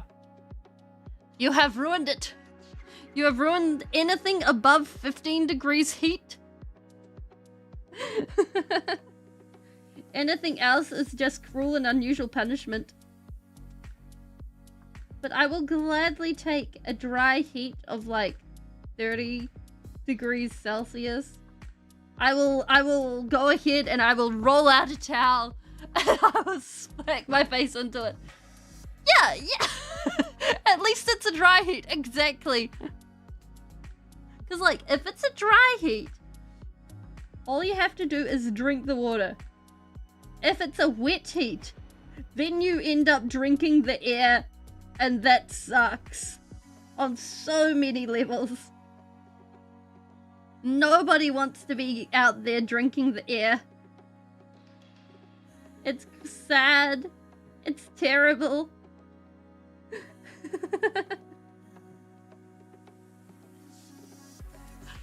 Well, it sure feels like it. When like the humidity starts ticking up, you end up being like, up.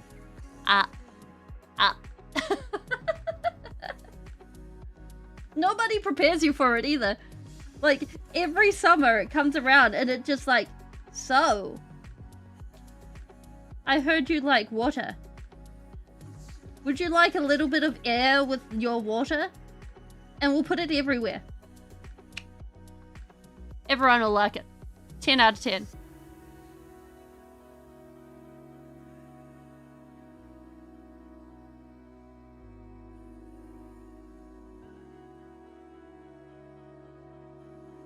I haven't wintered anywhere where it's been...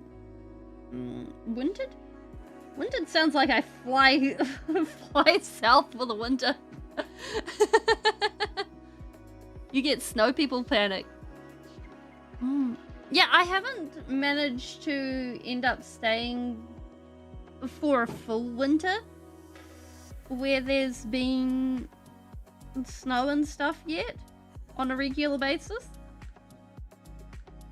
I've been places where there's like, I've had holidays where there's been snow, but I haven't had long-term meet the snow, have a snow in, etc. type situations.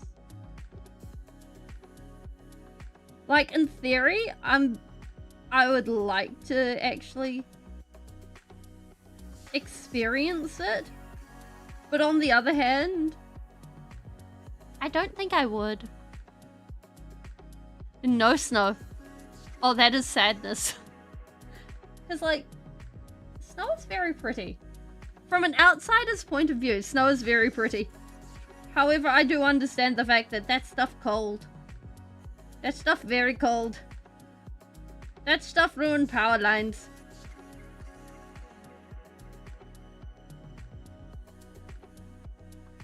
How we go? It's good towards... It's good towards mosquitoes, you say?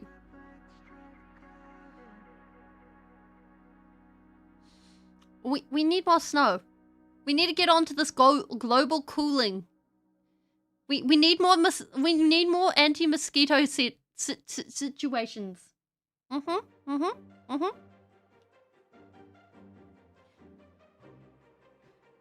Like, nobody needs no mosquitoes. Mosquitoes are just sadness wrapped in with wings. Don't let the wings fool you. They're just bad times wrapped in misery.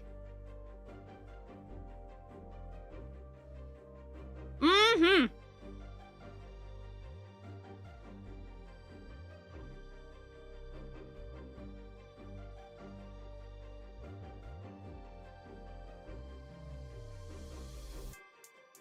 Like, I used to be able to visit lakes on the fairly regular basis and go swimming and stuff.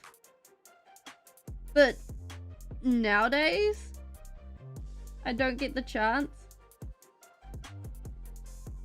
But one of the lakes I used to go to, like, had some really, really cool views and stuff. So you'd have tourists busy showing up. And the tourists wouldn't know to bring mosquito repellent. So you'd have all the tourists busy going, no, no, no, no, no, no, no, no, no. Get off, get off, get off.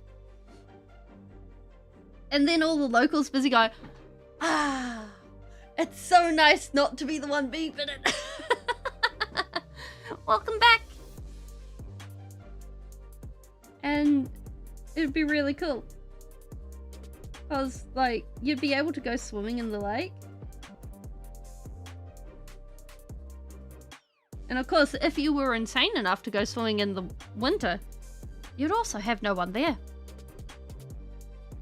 So that was also a bonus.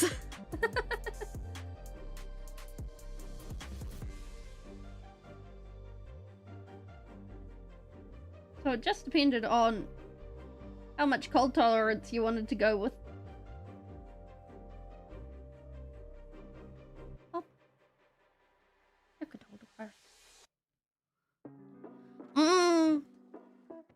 Like, swimming in a lake or a river is so different compared to swimming in a swimming pool.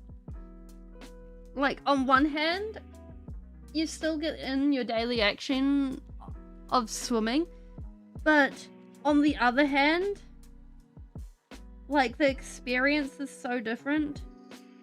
And even swimming in an outdoor pool, it doesn't quite have the same effect.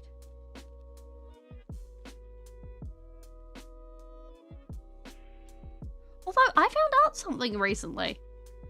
What is the river? The Seine? The river that goes through Paris, that's been polluted since forever, actually got depolluted and cleaned up enough to actually be able to swim in it.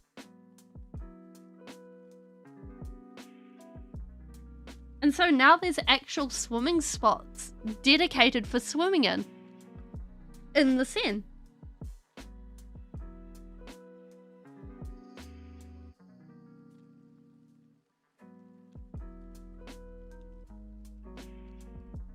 Which I think is really cool.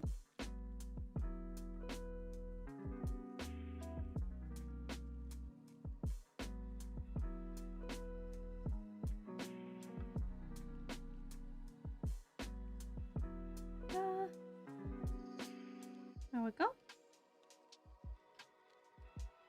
Yeah. But they also had, it wasn't just lockdown. I think it had something to do with the Paris Olympics.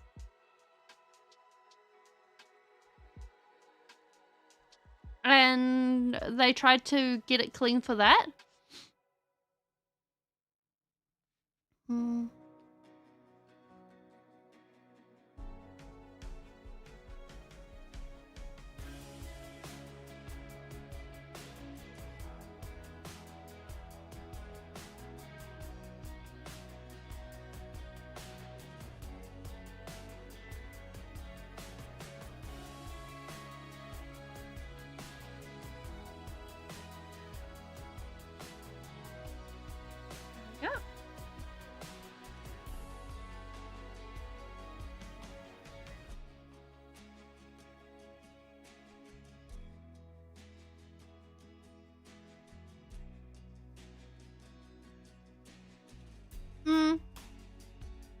whether it's lockdown or... I think it's more along the lines of people having priorities and then choosing what is their fish to fry.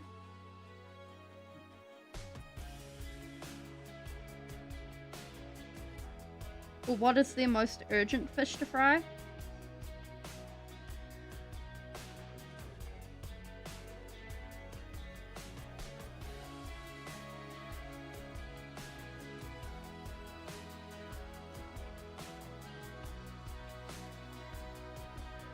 Because otherwise...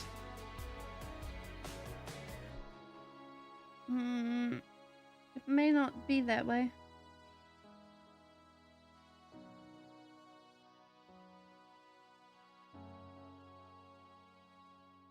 Oh no, good luck.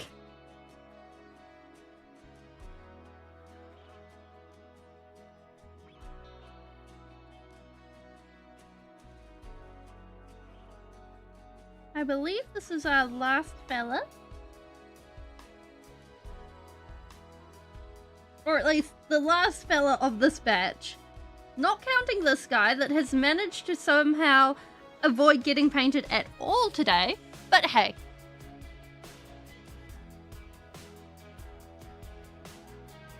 We've done pretty good. I think this is downright impressive.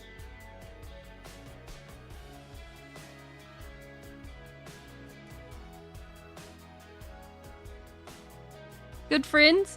They've seen hobbits and you're not built for... Oh. Yeah. Like, my father used to go ahead and be like, Speeling, sibling, go do this digging job. And we'd go ahead and look at the job. And it would be like, go ahead and move 5 cube of dirt. And we'd be like looking at the job and be like, we're getting paid $10 for this.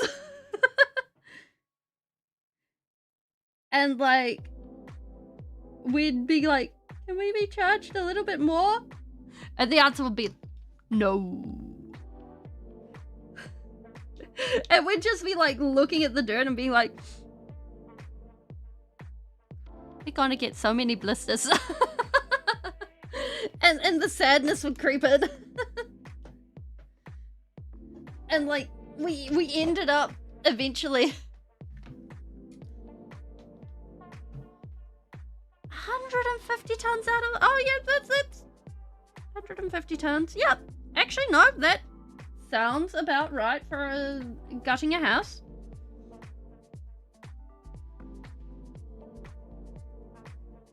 We actually ended up learning to not agree to any digging jobs, no matter the price.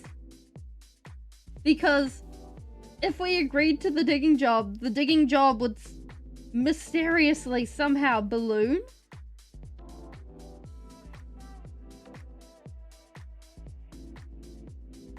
And if we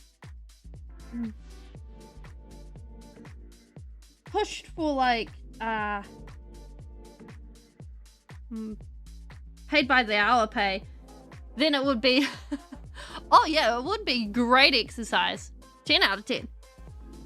And if we pushed for paid by the hour pay, then we'd have a hell of a time at the end trying to actually get paid. So it was like, much better money in mowing lawns. Oh.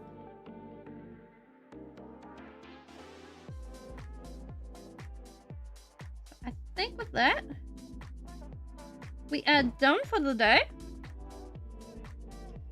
We got our fancy nids and the one nid that got avoided somehow. Mowing a lawn is so much fun. Sort of. Thank you, Metros. Yeah. These are Tyranids from the Ultimate Starter Set. And where did his buddy go?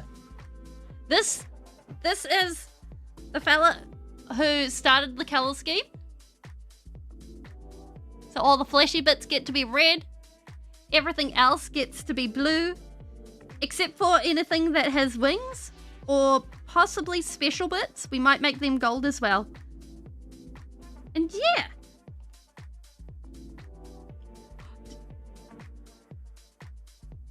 It's kind of a strange story, that.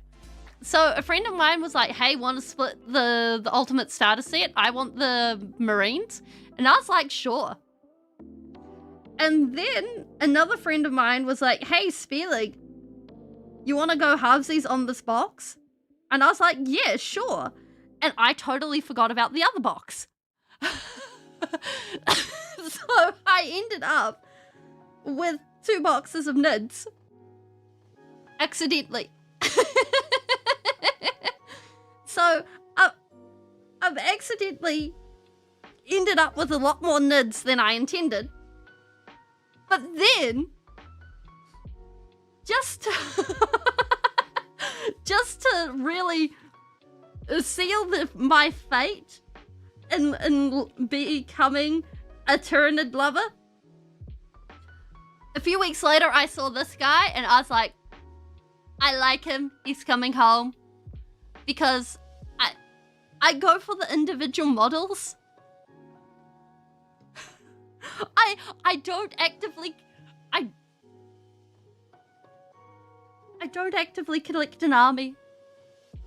I have just managed to get like 1,000 points of Tyranids. Cause then I forgot I had this guy. And then I got like a box of Neurolithids? Neurolictors? So, by default,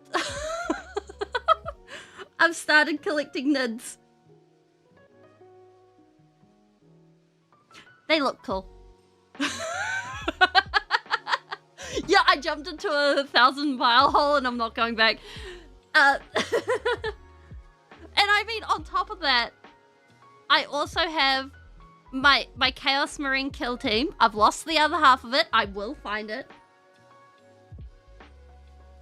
I have my Demon Prince that needs to be turned into a Demon Pimp.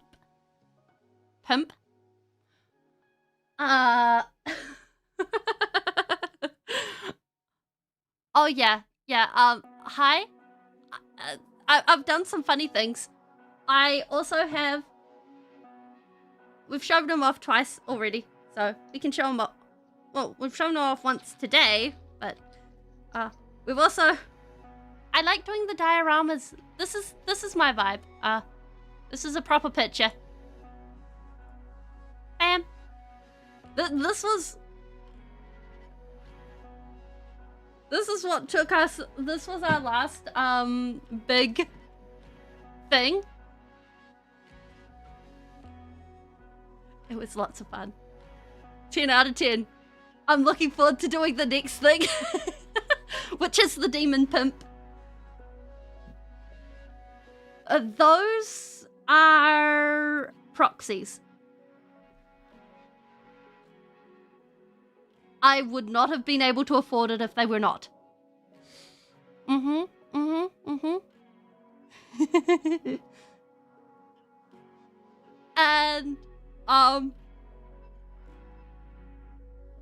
the next, yeah, so I'm planning with my Demon Pimp, we're gonna be taking this guy. Oi, where is he? This guy. And we're gonna give him a, I can't get him into the focus well. Oh well. Yeah, that's fair. I would love to get it. Oh, hey, Jones. There you go. Hi. Good boy. I would love to get into, like, 3D printing, but I don't have room to put the printer. So, it is what it is. I could hunt down someone who does a 3D printer. Something like that. Either way. Basically, we're going to custom pose the Demon Prince. We're going to give him a cane made out of demonettes. And then we're going to give him...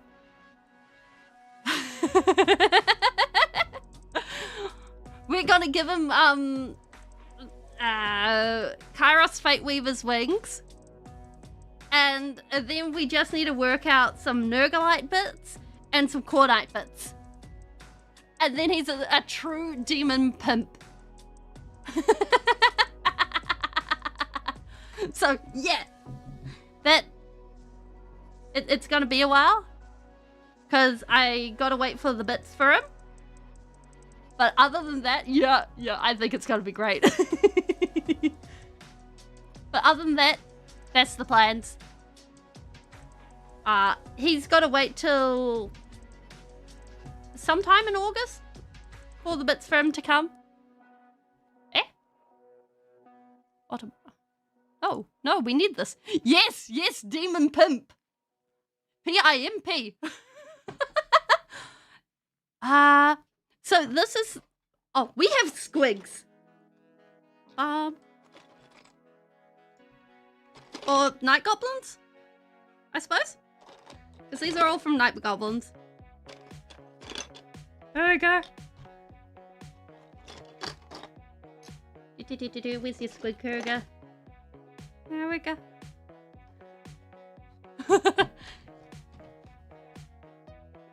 There we go. I've somehow forgotten to glue this guy to his base. So he's just gotta have to stand up. Actually, I could probably fix that now.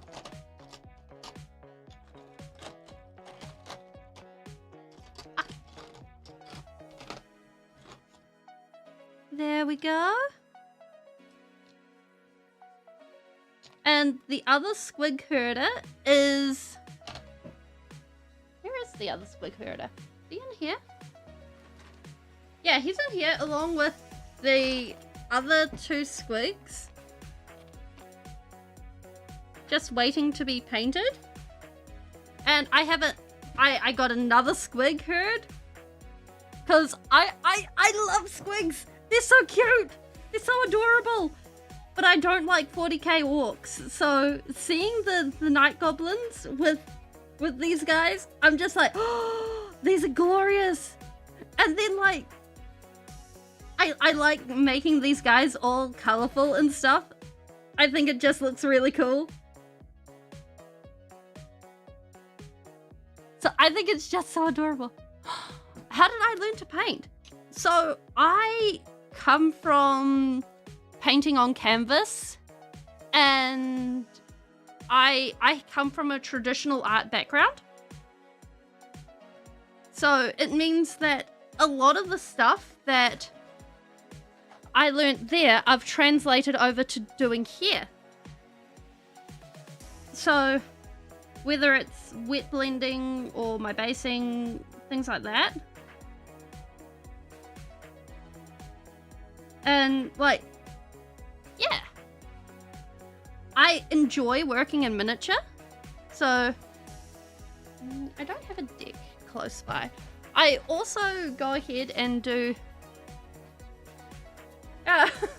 like, for instance, these wings here, to get this effect, I put on a, how did I do this?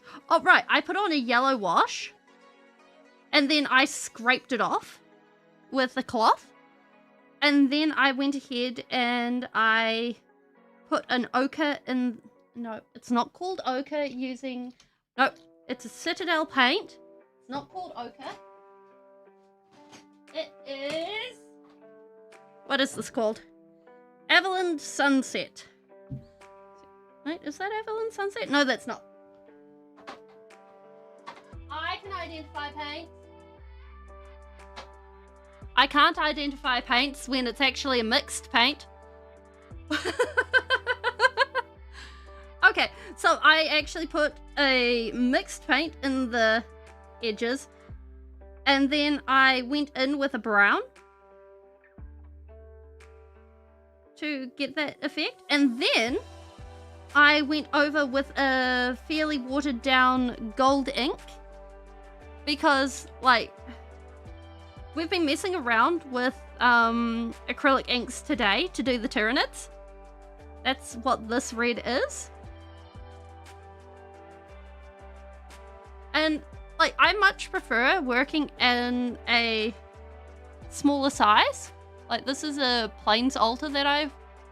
Like, which way is up? This way is up. Nope. This way is up. Like, this still needs a couple of layers of black.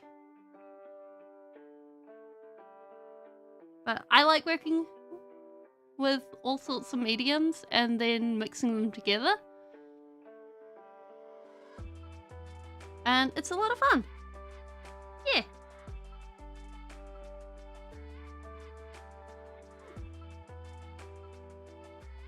Yeah.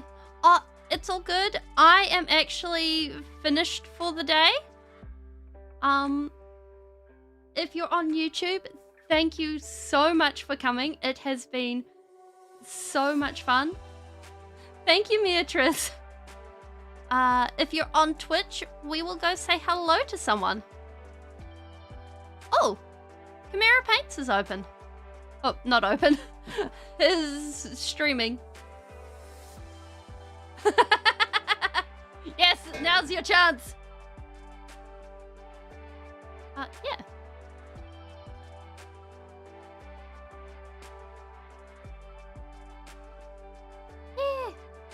Yeah, it is so much fun painting, and I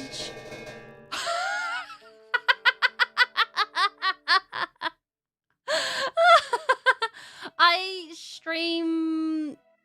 this is my last day this week, so I streamed the last 4 previous days, and yeah. And I stream both painting and video games. Thank you for coming. See you next time.